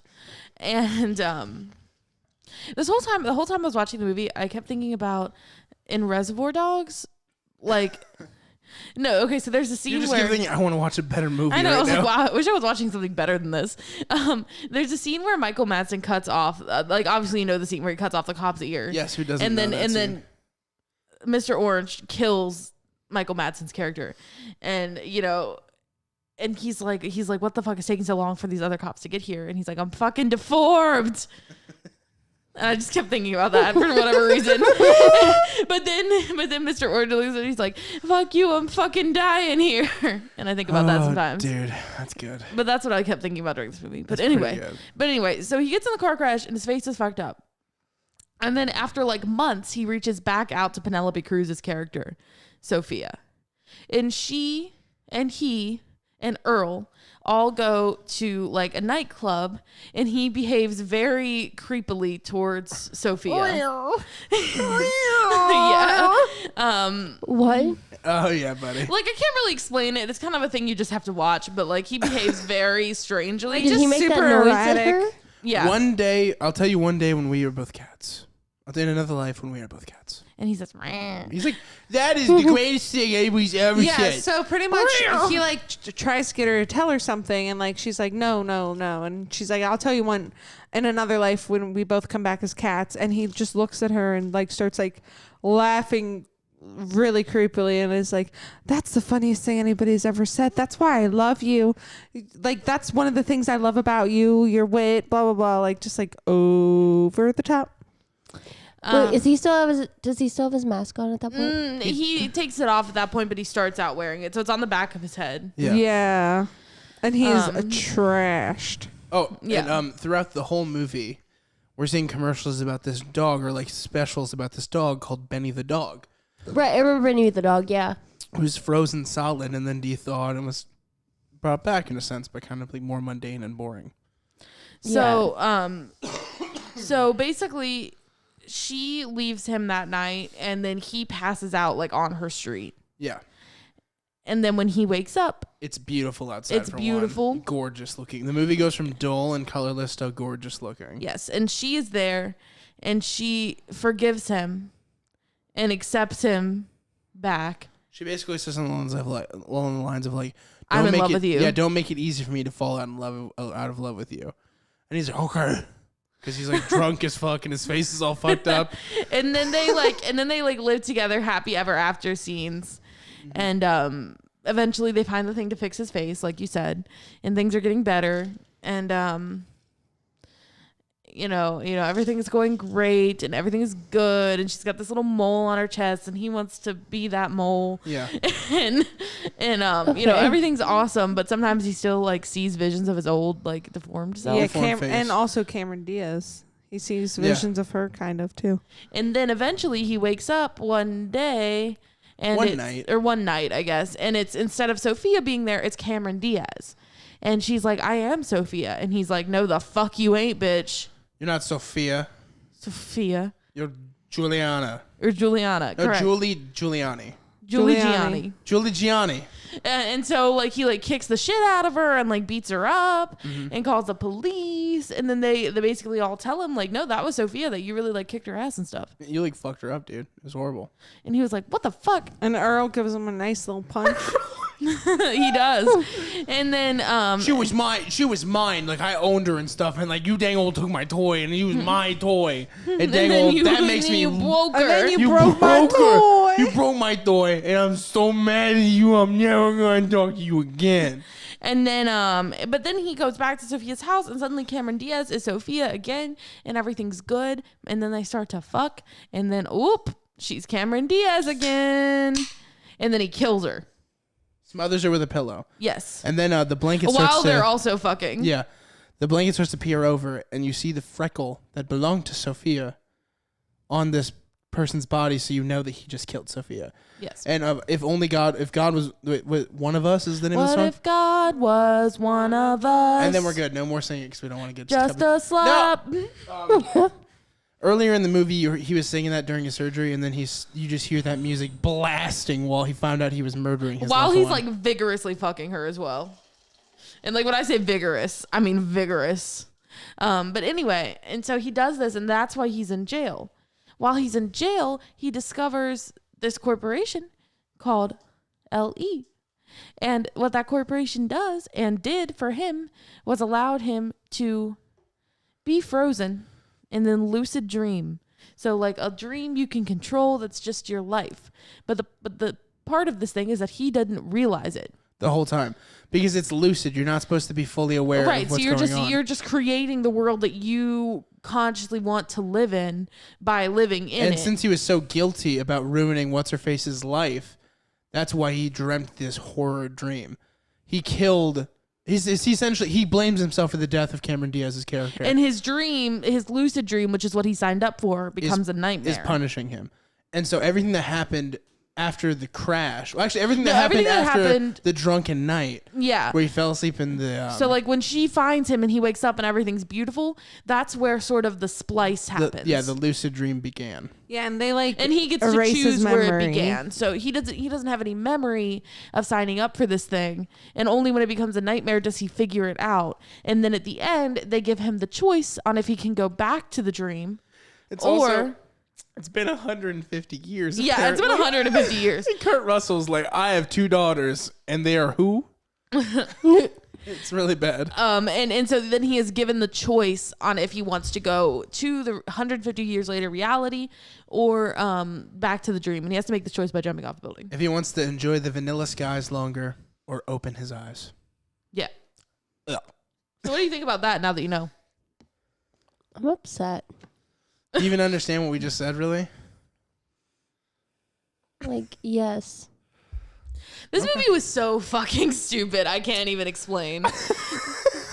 Like, this movie was so fucking dumb. I knew that this would get a real reaction. I'm pissed. I'm pissed that this movie exists. Yeah, I thought you might be. Because what was the point then? Yeah. You know what I mean? Like if it was all just like, what was the point of it? I don't understand what the point of it was. Well, I mean, it's trying to be kind of like a Citizen Kane thing where it's this dude who has everything. That's why they call him Citizen Dildo. Yeah. Fucking stupid. But he can't have the one thing that he wanted was Sophia. Like he can't force have it. And he no matter how hard he tried, I mean, he literally tried to buy like a dream world and he still couldn't have it. Because in the dream world, he was punishing himself and he couldn't have it through those, eyes. And then at the very end, he realized, I can't just have whatever I want. I just need to start over. It's not a good movie. No, I mean, this is like, I want to be clear that I don't have an issue with this movie in its concept. Like I think that the concept is actually kind of cool and like could be fun and interesting. And Open Your Eyes did it better. But this movie is so fucking stupid. And the only reason that I know what happened in the movie is because they spend the last about 20 to 30 minutes, which feels like the longest 20 to 30 minutes of my life, explaining it. Like Tom Cruise literally gets into an elevator and this dude just fucking elevator pitches him He goes, the concept. Tell me everything. And he's like, okay, I'll do that. Sure thing, because I'm tech support. And then there's... We won't charge you for this. And it was so fucking stupid. And then there's this moment where, like, he explains that the lucid dream is being, like, monitored by a panel of experts who are, like, looking at his subconscious. And then Tom Cruise looks directly at you, the viewer, as if you were that panel of experts. And I hate was it. like, me? Although that'd be a good Choose Your Own Adventure movie, though. Right. What are we going to do to What are Tom we gonna Cruise make this Tom week? Cruise do today? Like in Bandersnatch. yeah, thank you. I almost called it Babadook, and I said that's not correct. Almost like That's the not same Babadook, thing. which wasn't at all like that. Yeah, this was just so fucking stupid. It was so fucking stupid that I hate it. And like, And the thing is, here's what's so fun about the movie. Everybody doesn't think this is fun. I think this is fun. Every choice that's made, acting, directing, everything, it seems like the exact wrong choice. Like correct. I mean, like the conversation to conversation acting of like, man, you guys are fuck buddies, aren't you? Ha ha ha. Oh, hi, Mark. Like it's like the room level acting in some scenes, and then other scenes which are like have comical lines are treated so fucking serious. Like I swallowed your cum. And it's like she's like fucking giving her Oscar performance right now. It's like Right. what is happening? And like, The music is strange. and like, we're gonna get into this, but I still think, even though he doesn't understand why I think this. Who's he? Me? You, Logan. You give this movie more credit than it deserves, I and don't that think you so. think that there's something deeper than No. the surface level of this I think movie. there's something more pretentious than the surface level. Not deeper. Regardless, you argue that it is achieving something that is below the surface of what's the movie actually is. I think that's giving it more credit for its cleverness than it deserves, because nothing about this movie is clever. It really wants you to think that it is, but it truly isn't. I think. And I don't think that there's much of anything going on other than what you see on the screen. And I think Logan's going to explain what he thinks really is happening, or what the popular fan theory is. I'm not swayed either way. I'm saying that it could be that's just dumb, but there is a possible argument that it's pretension and not idiocy. Like there's an argument I think that he's it just can be overly both pretension and idiocy, and it achieves that quite well. It gets that to that astoundingly. It is simultaneously. It is like the stupidest movie to ever think it was smart. Oh, I don't know about that. There's way worse ones out Like there than this movie, and I feel that Trust me, I'll pick them in the future. And I feel that like the fandom of this movie thinks that this movie is like on some other level. It's loud, and it too. is simultaneously so fucking stupid. Yeah, like I was on Twitter, like for our podcast, just like looking at like the Vanilla Sky stuff, and like there's still people actively posting about Vanilla Sky to this day. But my point is that like the reason that there's a fan theory which I'll let Logan explain. A few, which point to inaccuracies in the movie and inaccuracies in the movie's explanation of itself, which is a fundamentally stupid thing to do. But like inaccuracies in the movie and the inaccuracies in the movie's explanation of itself, which point to a deeper meaning. I want to go ahead and state my argument so that you can have it while you hear this. and know that I believe in my heart that these inaccuracies are just a result of a truly terrible script. Like this is one of the worst scripts I've ever like had the misfortune of laying my eyes upon. There's way worse scripts. There are worse scripts, but this is one of the real bad ones. This is a really, really, really bad script. It's so bad, poo. dude. It's a stinky poo It's for sure. so bad. What I saw, which was not a whole lot, as you heard, was terrible. So bad. So like he's gonna talk about like some acting choices, and he's gonna talk about some incontinuities. Why don't you let me talk about it? But I just want to preface it by saying that I can confidently attribute all of these bad things to a truly terrible script. And now I'll let you say yours. guess this is my job here. Okay. Yeah, it is. I don't know why. You're the one who brought it up last night. But it's a huge... The reason I bring it up is because it's a huge part of the Vanilla Sky community, and it's a reason why the conversation's so interesting to have. Because there are film bros out there who see depth where there is pretension. That's true for so many movies. Yeah. But this one's especially egregious. So one of the arguments is that the film actually is taking place in the coma post the crash of Tom Cruise. Absolutely not. Then there's another one that's actually taking place in the hysterical retellings where he's talking to his therapist. It's like an insane description of his life and what's going on, and then everything after that is his delusions as well, explaining away like the holograms in his home, the prized guitar, the weird murals, and then the same thing goes with like it being a big dream sequence. So there's tons of caveat ideas or like explain away things that fans attribute the film to kind of clean up the weird messiness, because like there were not holograms in 2001. That's just factual. You couldn't get a hologram. That wasn't on the market. Well, I think... Hold on. I think our headphones are unplugged right now. It's better? No. It's better for me. Yeah, okay, that's better. Sorry. But you keep saying I think these things. I'm in the middle of the road. I read a lot of these fan theories, and I see where Cameron Crowe would think, hey, I'm going to write a really like smart film and it'd be like super kind of hidden in what it means, and it just wasn't good and it was overly pretentious. Or I think you kind of buy into the coma theory. You're inferring things onto me. You said it. You said... No, I said I could buy into it. You said this is the reason you don't like it because you didn't pick up on this. No, I said... You at the end said, well, he is just waking up for the first time, blah, blah, blah. And I'm like, well, maybe not. Maybe it's still a part of the thing. I told you. And then I said, okay, we'll wait for the podcast because you might have not picked up on that. That's not me saying that's definitely what it is. Don't infer your opinions on me. Don't infer me as the bad film bro. I think you're gaslighting me right now, bud. Well, you can think what you Franny want. said you gaslighted her earlier, and I'm starting to jump on her Franny train. thinks I'm gaslighting you right now. Franny, have I ever led you wrong about this film before, though? No. Have I not said that? Wow, I just joined your team, Franny.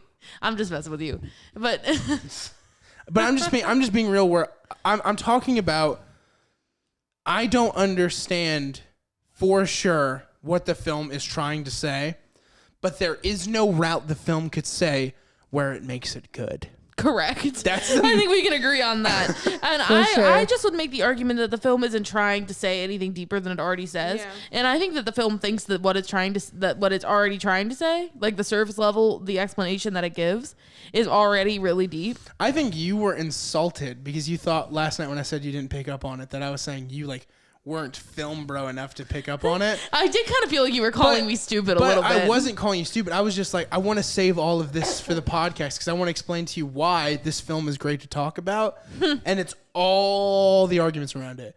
When I worked at a video store, everybody who talked about this movie had only positive things to say about it. And it was a very weird experience for me. I can think of very little positive things I would say about this movie. I know. I know. And then the thing is, I watched the original film, and like the original film's good, but it's still not like great. It's like a 6 out of 10 for me. Mm-hmm. You know what I mean? Like it's just like a kind of good psychological thriller. It's got some decent stuff to it. It's pretty much like imagine like the pretension in Donnie Darko, which I love, but like imagine the whole film is that pretentious, or imagine a film as dumb as The Number 23. Like that's what I was thinking about this movie so much is that this movie wants to be Donnie Darko so bad. It really does. And like I will agree that Donnie Darko is pretentious because like it is. But the difference is that Donnie Darko is a good movie with a good script and like good choices made. Mm-hmm. Whereas this movie, Vanilla Sky, is a movie full of incomprehensible choices. And weird direction, weird acting. Like no decision made in this movie makes any kind of sense in any universe. Even if you're going for like a weird off-kilter dreamy vibe, it doesn't make sense. Like nothing about this movie makes sense. Which is where I hear the other people saying it's this deep message where I'm like, okay, they're grasping at straws or they're getting the pointless pretension. But Either way, it's not good. It's not good at all. I'm inclined to think that it's like that's a really good explanation for a bad movie. Yeah. It's like, no, it's not flawed. It's just deep. And Or- it's like, dude, just because you liked it, that doesn't mean that it has to be Or like more than it is. Being deep doesn't mean it gets to be bad. And it's also not deep. But even if it was, Like this movie and the fandom of this movie thinks that it's like Marina's Trench, but it's in fact a kiddie pool. Like that's what I'm trying to say. isn't it pronounced Mariana or is it Marina? It's a marina. It's Mariana. Is it? Yeah. One of my favorite bands is named after it, and they're called Mariana's Trench. Hold up. Okay. Did on, we I'm just pull an Googling it. Artie on you? I didn't mean to. Stop. I'm sorry. I'm sorry. I didn't mean to make you feel like a not film bro last It night. is either. Mariana. I'm sorry. I only know it because of a band. So This movie thinks that it's Mariana's Trench, and It's really in fact, It's really Mariana's Trench. Mariana's Trench. Whatever you said, Mariana's Trench. But it's in fact a kiddie pool. That's what I'm trying to say. It's in fact the mispronounced Trench, Yeah, correct. not even the Trench. It doesn't even exist. Ugh. Yeah, it's not. It's just like, yeah, just so many choices in this movie. And like tell me what you were saying last night about like the whole like this is a coma and that's why they're acting weird. Yeah, I wanna talk about so that one a of the little arguments is that one of the arguments is the coma theory, as well as the dream sequence theory, explains why the acting and the performances are so odd. Because there is one fact in here. There's a lot of high level performers in this film. You have Kurt Russell, Michael Shannon, Tilda Swinton, Cameron Diaz. There's a lot of people in this movie that can actually act.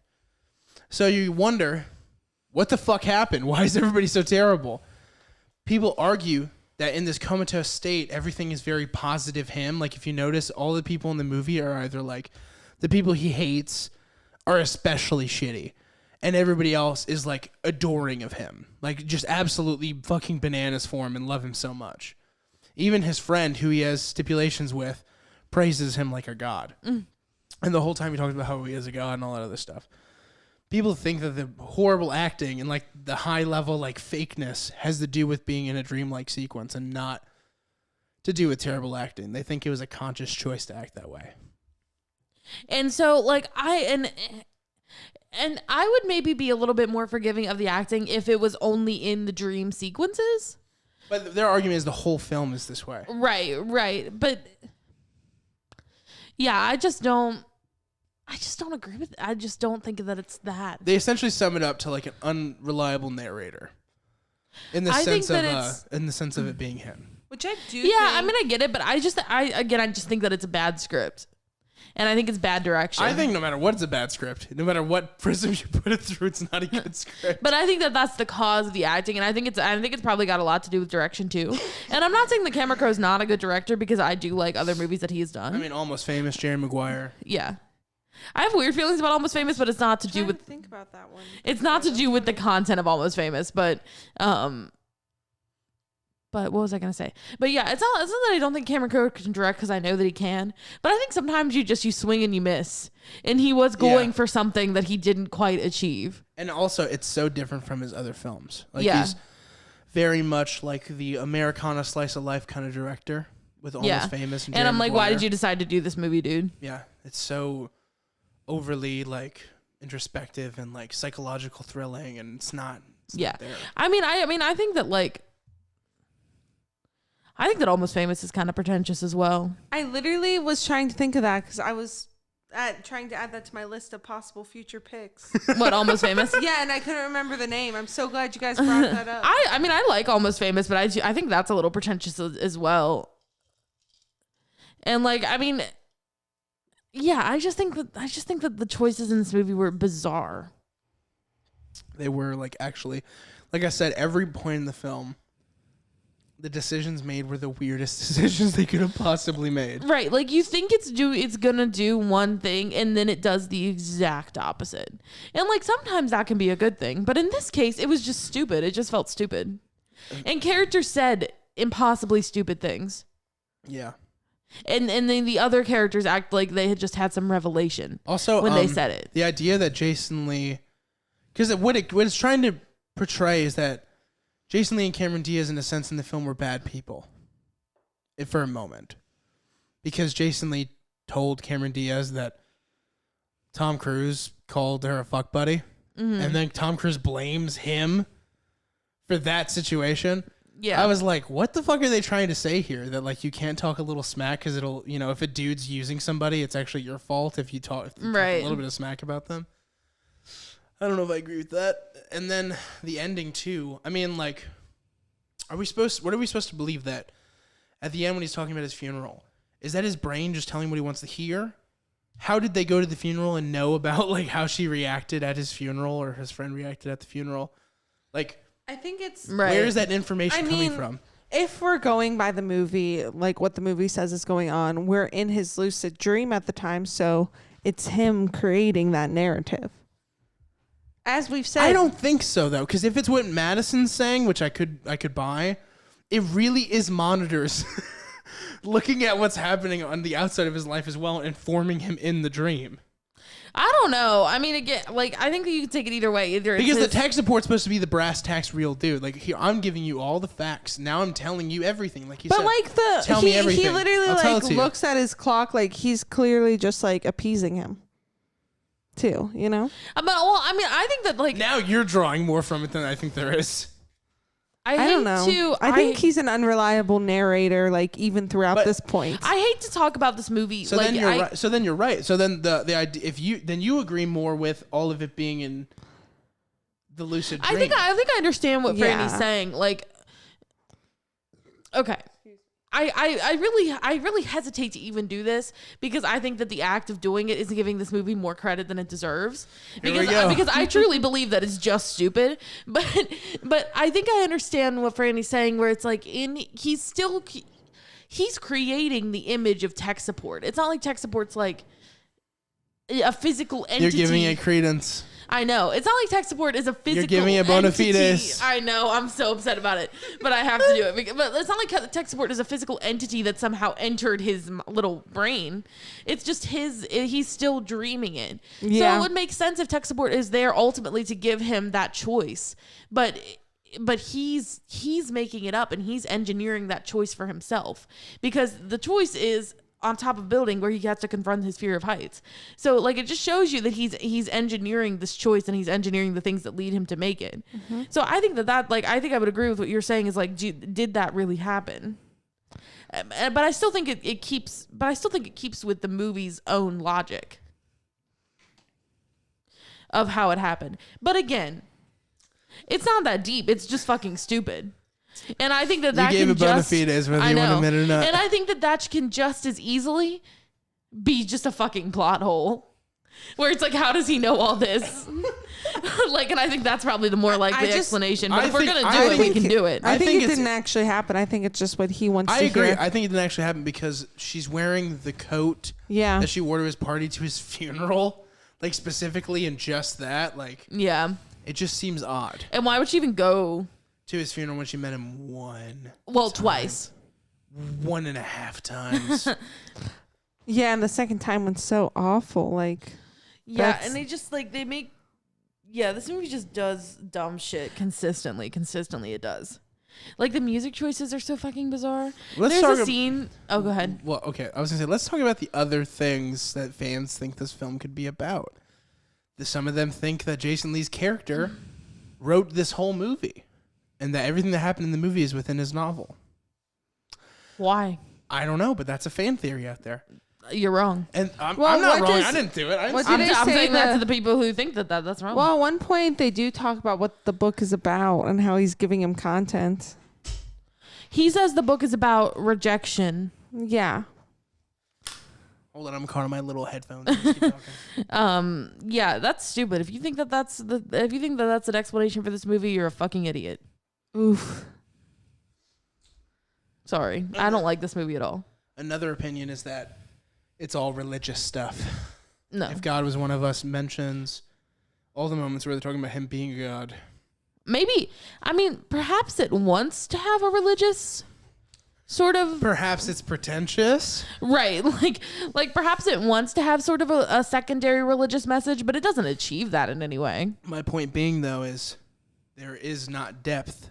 Correct. But there is pretentious perceptions that are trying to be depth.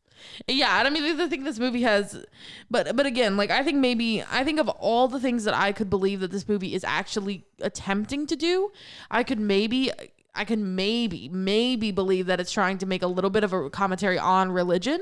I don't think that it's an allegory for religion in the sense that Tom Cruise is literally God, but maybe it's just a fucking metaphor. But Now, again, that's giving it still think that's giving it more credit than it deserves. now I want to talk about the positives. What? positives? The skies looked great. I mean, they looked like they were supposed to look like a Monet painting. Yeah, that's it. Yeah. We always talk about the positives. I want to say the skies looked pretty the whole movie after that. Like they always looked So great. like, I guess my question is, I guess because you've probably talked to more people who've watched this movie than I do. It's a film bro movie. You will run into more Yeah. people that have positive views about Vanilla Sky than negative. But like, were people surprised to find out that it was all a lucid dream? I think most film bros who watch it don't buy the lucid dream. Well, no, I mean, like, okay, like your first watch of the movie. Yeah, no. Is that like a plot twist? No, Okay. not really. Most people think that he always in the movie. Apparently, I don't seem to find. Yet again, I'm arguing on behalf of what people argue with me. Okay. The whole film, it's like he's discovering things all the time, and that's just another false discovery in his comatose state. Another thing to kind of Right, but I feel like that's a theory that you would form after watching the movie. What I'm saying is, like, the first time there's you ever some people see who this come movie- to the conclusion I'm talking about at the end of the movie. Like they're waiting for the next thing he's gonna discover, and the film just ends on the lucid dream concept. Like I at least from what I talk to people Well, about. right, but I'm just saying, like, when you, like, because there's a point where it all comes together to figure out that like not everything you see on screen is happening in reality. Yeah, I don't know. They've never really told me. I've never heard somebody be like, "That was so shocking." Yeah, So so I that's guess kind the of what I answer was is trying to no. figure out is like, was that supposed to be a shocking moment? Because I think it was trying to be. I mean, because like don't I think it certainly was. picked up on it and I thought it was pretty obvious. What about Ellie? Okay, Ellie took me an embarrassingly long amount of time. But I mean, I knew that it wasn't really happening for a variety of reasons. Like the skies were pretty obvious. Yeah. The Bob Dylan album cover was pretty obvious. Mm-hmm. You know, stuff like that. But yeah, the Ellie thing, because Kurt Russell so kept confused. It's so Kurt funny to Russell watch her kept asking listening to like him- Bob Dylan cover. What the fuck? I don't understand. Kurt Russell. I know Bridget and Franny have been so quiet. That's because I didn't watch. I mean, you guys just have a lot of movie. opinions. Um, I don't have too much to say about this movie, What's honestly. what's something you liked about it? That'll be interesting. Because we both used to have, even though it was more of like a negative love of this film, we've always had a love for it. We've always enjoyed when we get to watch it. Yeah, I mean, I definitely enjoy watching people watch it too. Yes, that's exactly it. Yeah. That's the best fucking part, seeing how angry Madison was getting. Because it's it just, so I was fucking just, weird. it was just progressively pissing me off. Like the Because more it gets more and more like ridiculous. Like Franny made the point when we were first watching the first time, where she was believing the Jason Lee part. At one point, Jason Lee goes, "Your face, oh my god, it's like a seam is breaking." Franny goes, "What the fuck? Seriously?" Like annoyed. And then like you look over, it's like it was just a joke. And Franny's like, "Oh, that's so dumb." Yeah, I thought like that was actually happening in the movie for a second. I was like, oh my god, what? There was a Like, moment in this movie why? where, like, where Tom Cruise gets out of bed, and it's after they fixed his face, but he goes in and he turns on the light, and he sees that his face is back to the way it was, and he's like, ah. By the way, this and movie, he freaks out, and then you see it sort of play out again, where he gets up and he turns on the light, and I was half expecting it to be the same scene thing. again. I always it make the wasn't, joke, but I thought it was going to. they should have just done that scene 4 times in a row. I said that. No, Why- I said that. No. I could totally Yes. I see said the that. whole dream Did you say that? sequence thing. Yes. You said exactly 4 times in a row. Yes. Didn't I say that too? I don't know. I might be. I remembering said things that. oddly. This is just like that thing with Franny all over again. No. The Franny- phone He number. loves, he No, loves doing that to people. I love how I'm being accused of all these things all the time, and I've done nothing. What I was gonna say was this movie. It's funny how this movie it thinks it's so deep. It starts on a dream sequence, and ends telling you that the movie was a dream. It's so funny. The whole scene at the beginning of the movie, other people would be like, "Oh, notice instantly." The Oh my city's- god, no. Let me say this. Okay. So like I was watching it and like we had seen this movie so long ago to where like I really only remembered like bits and pieces. I didn't remember how it all fit together. But like I not that it fits together. But like I was watching it and like the first scene of the movie, he gets out of bed and like he's like going about his day and like he's in New York and like he goes out and like notices nobody's around. But it took me so fucking long to notice that anything was off because I live in fucking Cincinnati and nobody's out. Right. It's like, that's So, just like, a normal street. yeah. I don't know. And We're not a walk-in city. yeah, like Cincinnati / Northern Kentucky, like you We can just definitely stay in our drive down. homes. Yeah, you can definitely drive down streets and not see anybody for a hot fucking second. So like I Correct. was not shocked. And then I was like, and then he got to like Times Square. I was like, oh yeah, there's supposed to be people there. There should be people there. Did Bridget's phone just go off? Yeah. Yes, I'm sorry. I'm Shame. getting real. I'm about to kick everybody off this podcast. I swear. I guess I'll go.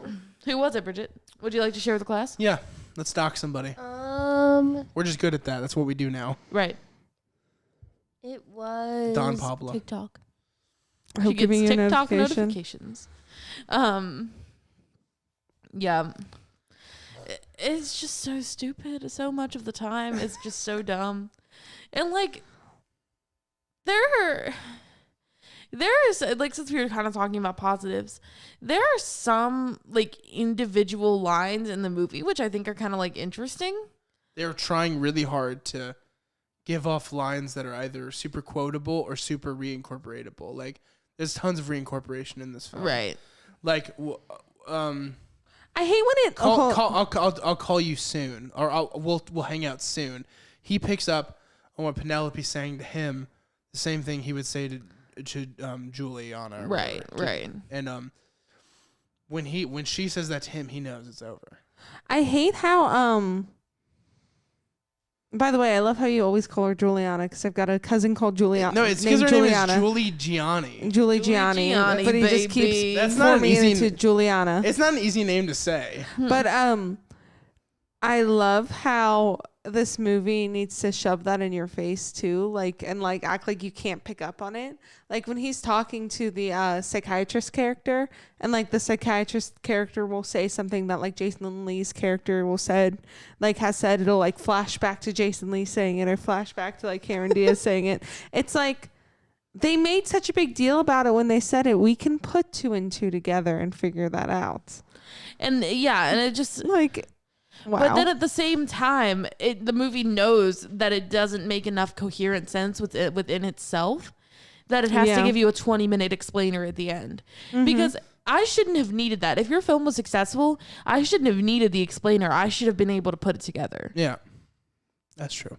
And like I said, there's some I think this is a really bad script, but there are some lines that I find kind of interesting, and I might like them in other movies. Like the saddest girl in the world to ever hold a martini. Like that's kind of an interesting line. That's an interesting line, yeah. phrasing. One day, I'll tell you in another. One day when we are both cats. I think I made the joke that was like he comes down to earth and it's like all the Jellicle cats are there. Jellicles can. I swallowed your Jellicles cum. do. That means something. That line is a great line. Yeah, but just not in that context. Like it could have been funny. Yeah. Yeah, like that. Like, and yeah, there are some interesting things that are said in this movie, but it's like You need the sour to enjoy the sweet. that's so stupid. I hate that. And then like that is such a phrase that's like said throughout. Like when the psychiatrist says it, we can fucking figure out that. Oh wait. And like I think that's the point. Like that's the part where you're supposed to start noticing that like he's an unreliable narrator. And like this might not actually be happening. Like we're fucking seeing it happen. And it almost makes you think, what's that movie where like, oh no, it's a game. Until Dawn, where like the psychiatrist stuff is like in its head. It like gives me Until Dawn vibes. But Until Dawn was way better. Yeah. Until Dawn is good. Yeah. Like how like it's like in his head. Because like on second watch through, when I honestly forgot about what the whole movie was, it was like I was remembering it as it was happening. But yeah, like when we're watching the psychiatrist scene, I was like, oh, is this just all in his head? Like, is that where Until Dawn got that concept? Or No. No. I sure hope not. And like the other thing that's kind of upsetting about this movie is that like, yeah, there are some good performers in this movie who just like, It's like fucking Tilda Swinton is there. Tilda Swinton, dude. And Friggin' she's like Michael Shannon's and she's like there. lady at desk. Yeah, lady at desk. Michael Shannon, cop with cop with hat. Who for some reason hates Tom Cruise's character. Yeah, and that's his whole character. And like Kurt Russell, whom I love, like did a pretty good job, but it's just like, what did it matter? Pretty good job at nothing. Yeah, he didn't really get much of. I mean, he was basically there to be his father figure. Now, guys, have we beaten this to death now? Are we ready for the ratings? I feel ready. I mean, I feel ready. I feel like I cannot emphasize enough The how much other I thing hate is this movie we- unless someone watches this movie. we broke the rules last night too. We talked I about the feel like movie earlier. I feel like we've still had a really I good tried talk. to stop you too. I literally kept interrupting you guys saying But it. you have to understand how pissed off I was. I and know. how much passion. I was like, guys, she was so save angry it for with the me fucking podcast. when I and told they her I wouldn't. was gonna wait till the podcast. I was ready to fight you, dude. I was like, I will kill you. I was like, Madison, this isn't me called like I don't know what you're taking out of this. To make you I feel won. this way. I felt hurt and betrayed that you would ever make me watch this movie because it was so Oh, fucking please. stupid. This made for great content, and I'm gonna keep picking bad movies as long as nobody else is picking Jesus them. Christ. You can guarantee it. You can guarantee it. Fine, maybe I'll pick a bad one then. Why Show not you pick a bad bitches. one? But pick a bad one that you want to have a conversation about. Like this film, we had a real conversation where sometimes a psychological thriller, it just because it has psychological elements doesn't make it a great movie, and people love that genre and are really forgiving of it. Yeah. And this is the perfect example of it shitting the fucking bed. Yeah, and I just can't get over like fucking Cameron Diaz is like insane behavior. She was crying. And laughing and being so when she was like being Sophia, it was so weird. And she kept saying it's so weird. She was like, "I'm Sophia. Yeah, she was like almost like trying to do the accent. I'm Sophia," you know. And it was so annoying. And like she was just like laughing and like smirking and looking weird maniacal as laughter shit. when she was getting blasted out by Yeah, Tom Cruise. yeah, You see how this maniacal laughter on her face? It was so fucking weird, and I just keep thinking about this movie, and I just get pissed off. Like this movie was so fucking stupid. It's insane. But guys, in a way, now hear me out. Were you not glad that you saw this for the sake of the podcast? I mean, I guess. But the reason we talked about it last night was because I was super fucking pissed. And I just like was so mad that we watched that movie. And then I also felt that he was like insulting my intelligence by telling me I didn't understand it. But now you understand what I'm saying, where I wasn't Well, saying yeah, that. but you said to me you didn't pick up on this element. And I was like, fuck you for trying to, because I thought that you picked this movie and you wouldn't tell me if it was bad or not. Because I wanted everybody for one to draw their own opinions. So I thought that you liked this movie and were calling me stupid for not understanding it. No, I hate But this you movie. understand why it came off that way. Yeah. And so I was pissed. But you I get- was like, fuck you. This movie fucking sucks. But- and you're going to fucking tell me right now why you think I'm an idiot who doesn't understand But next it. time you know that I would not threaten anyone's intelligence like that. I would not say there's somebody too stupid who didn't pick up on why this movie's so smart because I'm we'll so leave smart. that for you all in the comments. Yeah, I would not do that, and I don't think that about anybody here anyway. He's a good boy. And the thing, the I was reason, upset. and the reason why I didn't want to talk about it is because I wanted us to go over it. But I think that we have. Like, we I have. feel like that we haven't suffered for having talked about it last night. Yeah, maybe a little bit, but not too No, I much. mean, we've been talking for like an hour. Yeah, I guess. I just really like Bridget's take on the movie. I know, that was really hilarious. The lack of Can you take. even actually rate it? No. I mean, rate what you saw. She can rate it. She can definitely rate it. I know. You can rate it with the experience of like it was NyQuil 1 out of 10. Like you can make it. You can make that opinion. Yeah. The sex scenes in this movie were so weird. They were so aggressive. The mole scene, we talked it's about it, better I but I'm slept still through not those. over it. And like, I mean, Tom Cruise read this script and was like, read a Bold script. to think he read the script. Tom Cruise's agent read this script. Yeah, but say this is circa 2001 Tom Cruise. This is hot Cruise, you know. This was Cruise. I'll pay him any amount of money. He's gonna be in your movie, Cruise. They read this script and they saw that a major plot point hinged on this woman's chest mole. And they were like, yeah, this is the movie. Or cum swallowing. Or a movie with the line, "I swallowed your cum." That means something. And they were just like, yeah, this is the movie that you should be in. And like, same for all these stars. Like, I could give this movie a little bit more I could forgive it a little more if it was just like a movie full of fucking nobodies. But it's not. These are people who should know better. These are people whose agents should know better. Like Because I think this movie like was kinda, great. And I think this movie was kind of well received in its time when it came out a little. No, it wasn't. Well, wasn't Cameron Diaz nominated for like a SAG award for this movie or something? Yes, but I also I make the argument though that the box office speaks volumes, and I think this movie got trashed. And also the original film did well, even among American audiences. Like it wasn't like Parasite or anything, but And that's the thing. Like, why did this movie even have to get made? it's a great question. I've been doing it obviously for money. Well, yeah, of course. Same reason why I when they like how you remake say- Parasite, it'll be for money. Wasn't Tom Cruise like one of the creators of like this movie? He was a He was producer. a producer. Yeah. I mean, I don't think that he did any like. Yeah. I don't think he So, developed. it's We just the don't funny. have to story or look anything. into it though. You don't know for sure. I don't know. I for just sure. want to say that this movie is rife with Scientologists, and I just think that is something that deserves exploring. All right, let's rate it. Who wants to go And first? Jason Lee, Scientologist. Tom Cruise, Well, Scientologist. hey, you have to be fair to Jason Lee. He's no longer a Scientologist. Isn't he? He escaped Scientology. Does he think of it as being escaped? Yes. Interesting. Oh, good for Good him. for you, Jason If Lee. he did a podcast. Cross with, that one off your Alright. list, baby. He did a podcast with Miscavige, Mike Miscavige, the dad who escaped Scientology, the guy who runs it. Yeah, cross that one off your list, dude. There you go. My name is Earl. I'm, sure, I'm no longer a Scientologist. My name is Earl. My name is. Convince someone to join Scientology. My That's name the is- list item. Convince someone to join my cult. My name is Xenon. Oh God. I love Bridget. We're gonna watch My Name Is Earl. That'll be my reward for having watched Glee. We finished the first season of Glee today, by the way, guys. What'd We you did. think, dude? I hate Glee so much, dude. Glee is so I bad. love Glee. There's a new show I want to watch. It's by the creators of Stranger Things and The End of the Fucking World. It's called like fucking like I'm Not Okay With This. It's got Oh yeah, it's got Yeah. the two kids kids, from it. yeah. Yeah. I'm gonna watch yeah, it. yeah. And I Yeah. want you to watch it. Wait, I don't 2 want kids this from to- it? Yeah. It's got the girl and then like one of the guys. Which boy? It's got Mike and Beverly. Yeah. Not Mike. What's his name? Stanley. Stanley and Beverly. I was thinking of Stranger Things. He's not Mike either.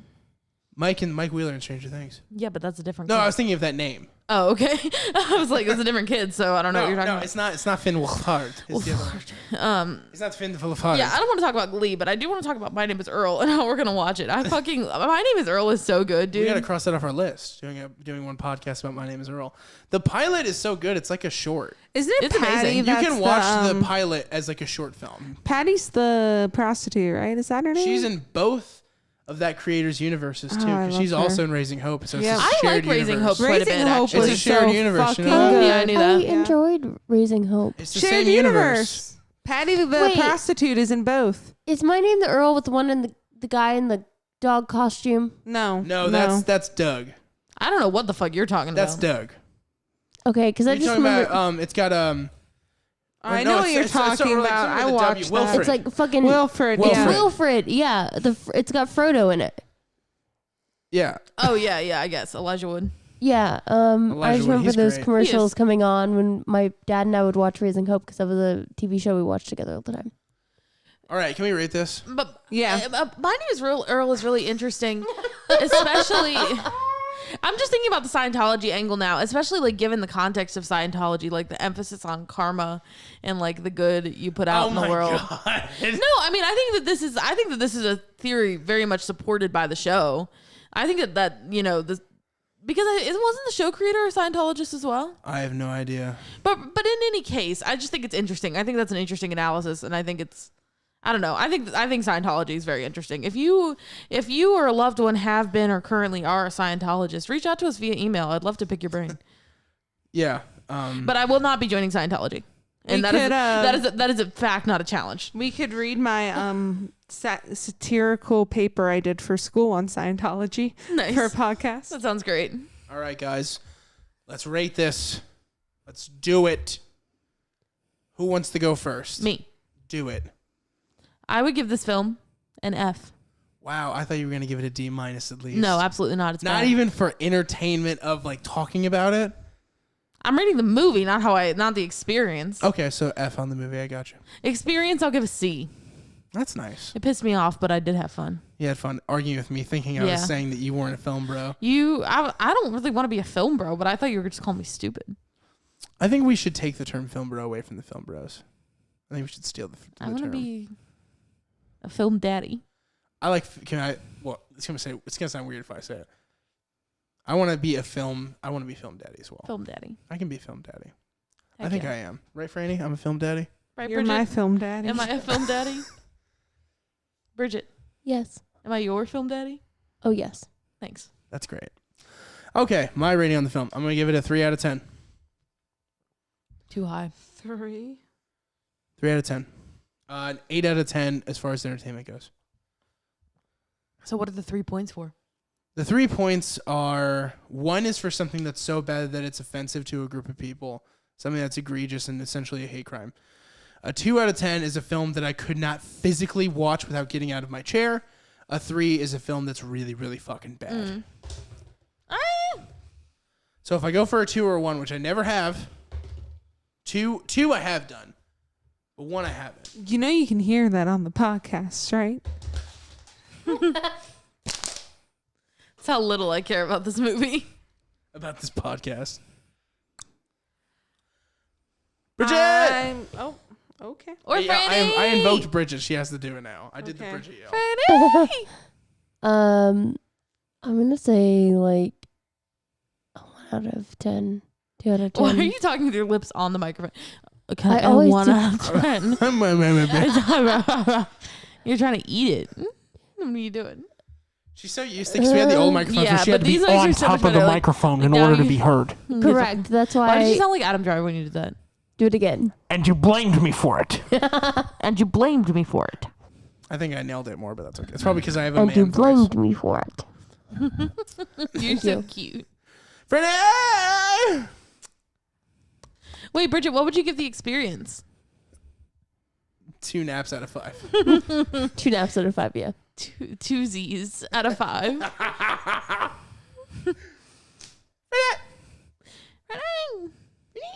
I'm going to give it a 4 out of 10. Wow, there Wow, you go. that's high.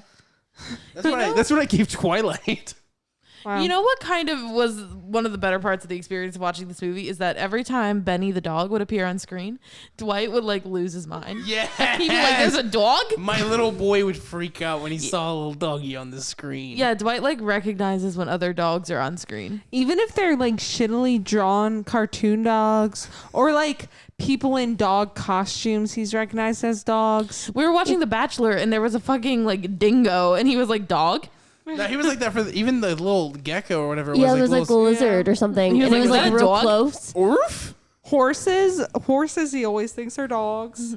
Okay, so let's announce. Wait, Next did we week's. ever decide what we were gonna do? Okay, yeah, we did. It's Bridget's choice. So it's gonna be right? Invisible Man and Bridget's Choice, which is Push. Push. If you've ever seen the Chris Evans, Push it. Dakota Fanning Push it weird real superhero wannabe good. movie. Which is actually we'll get into it. That's gonna be next week.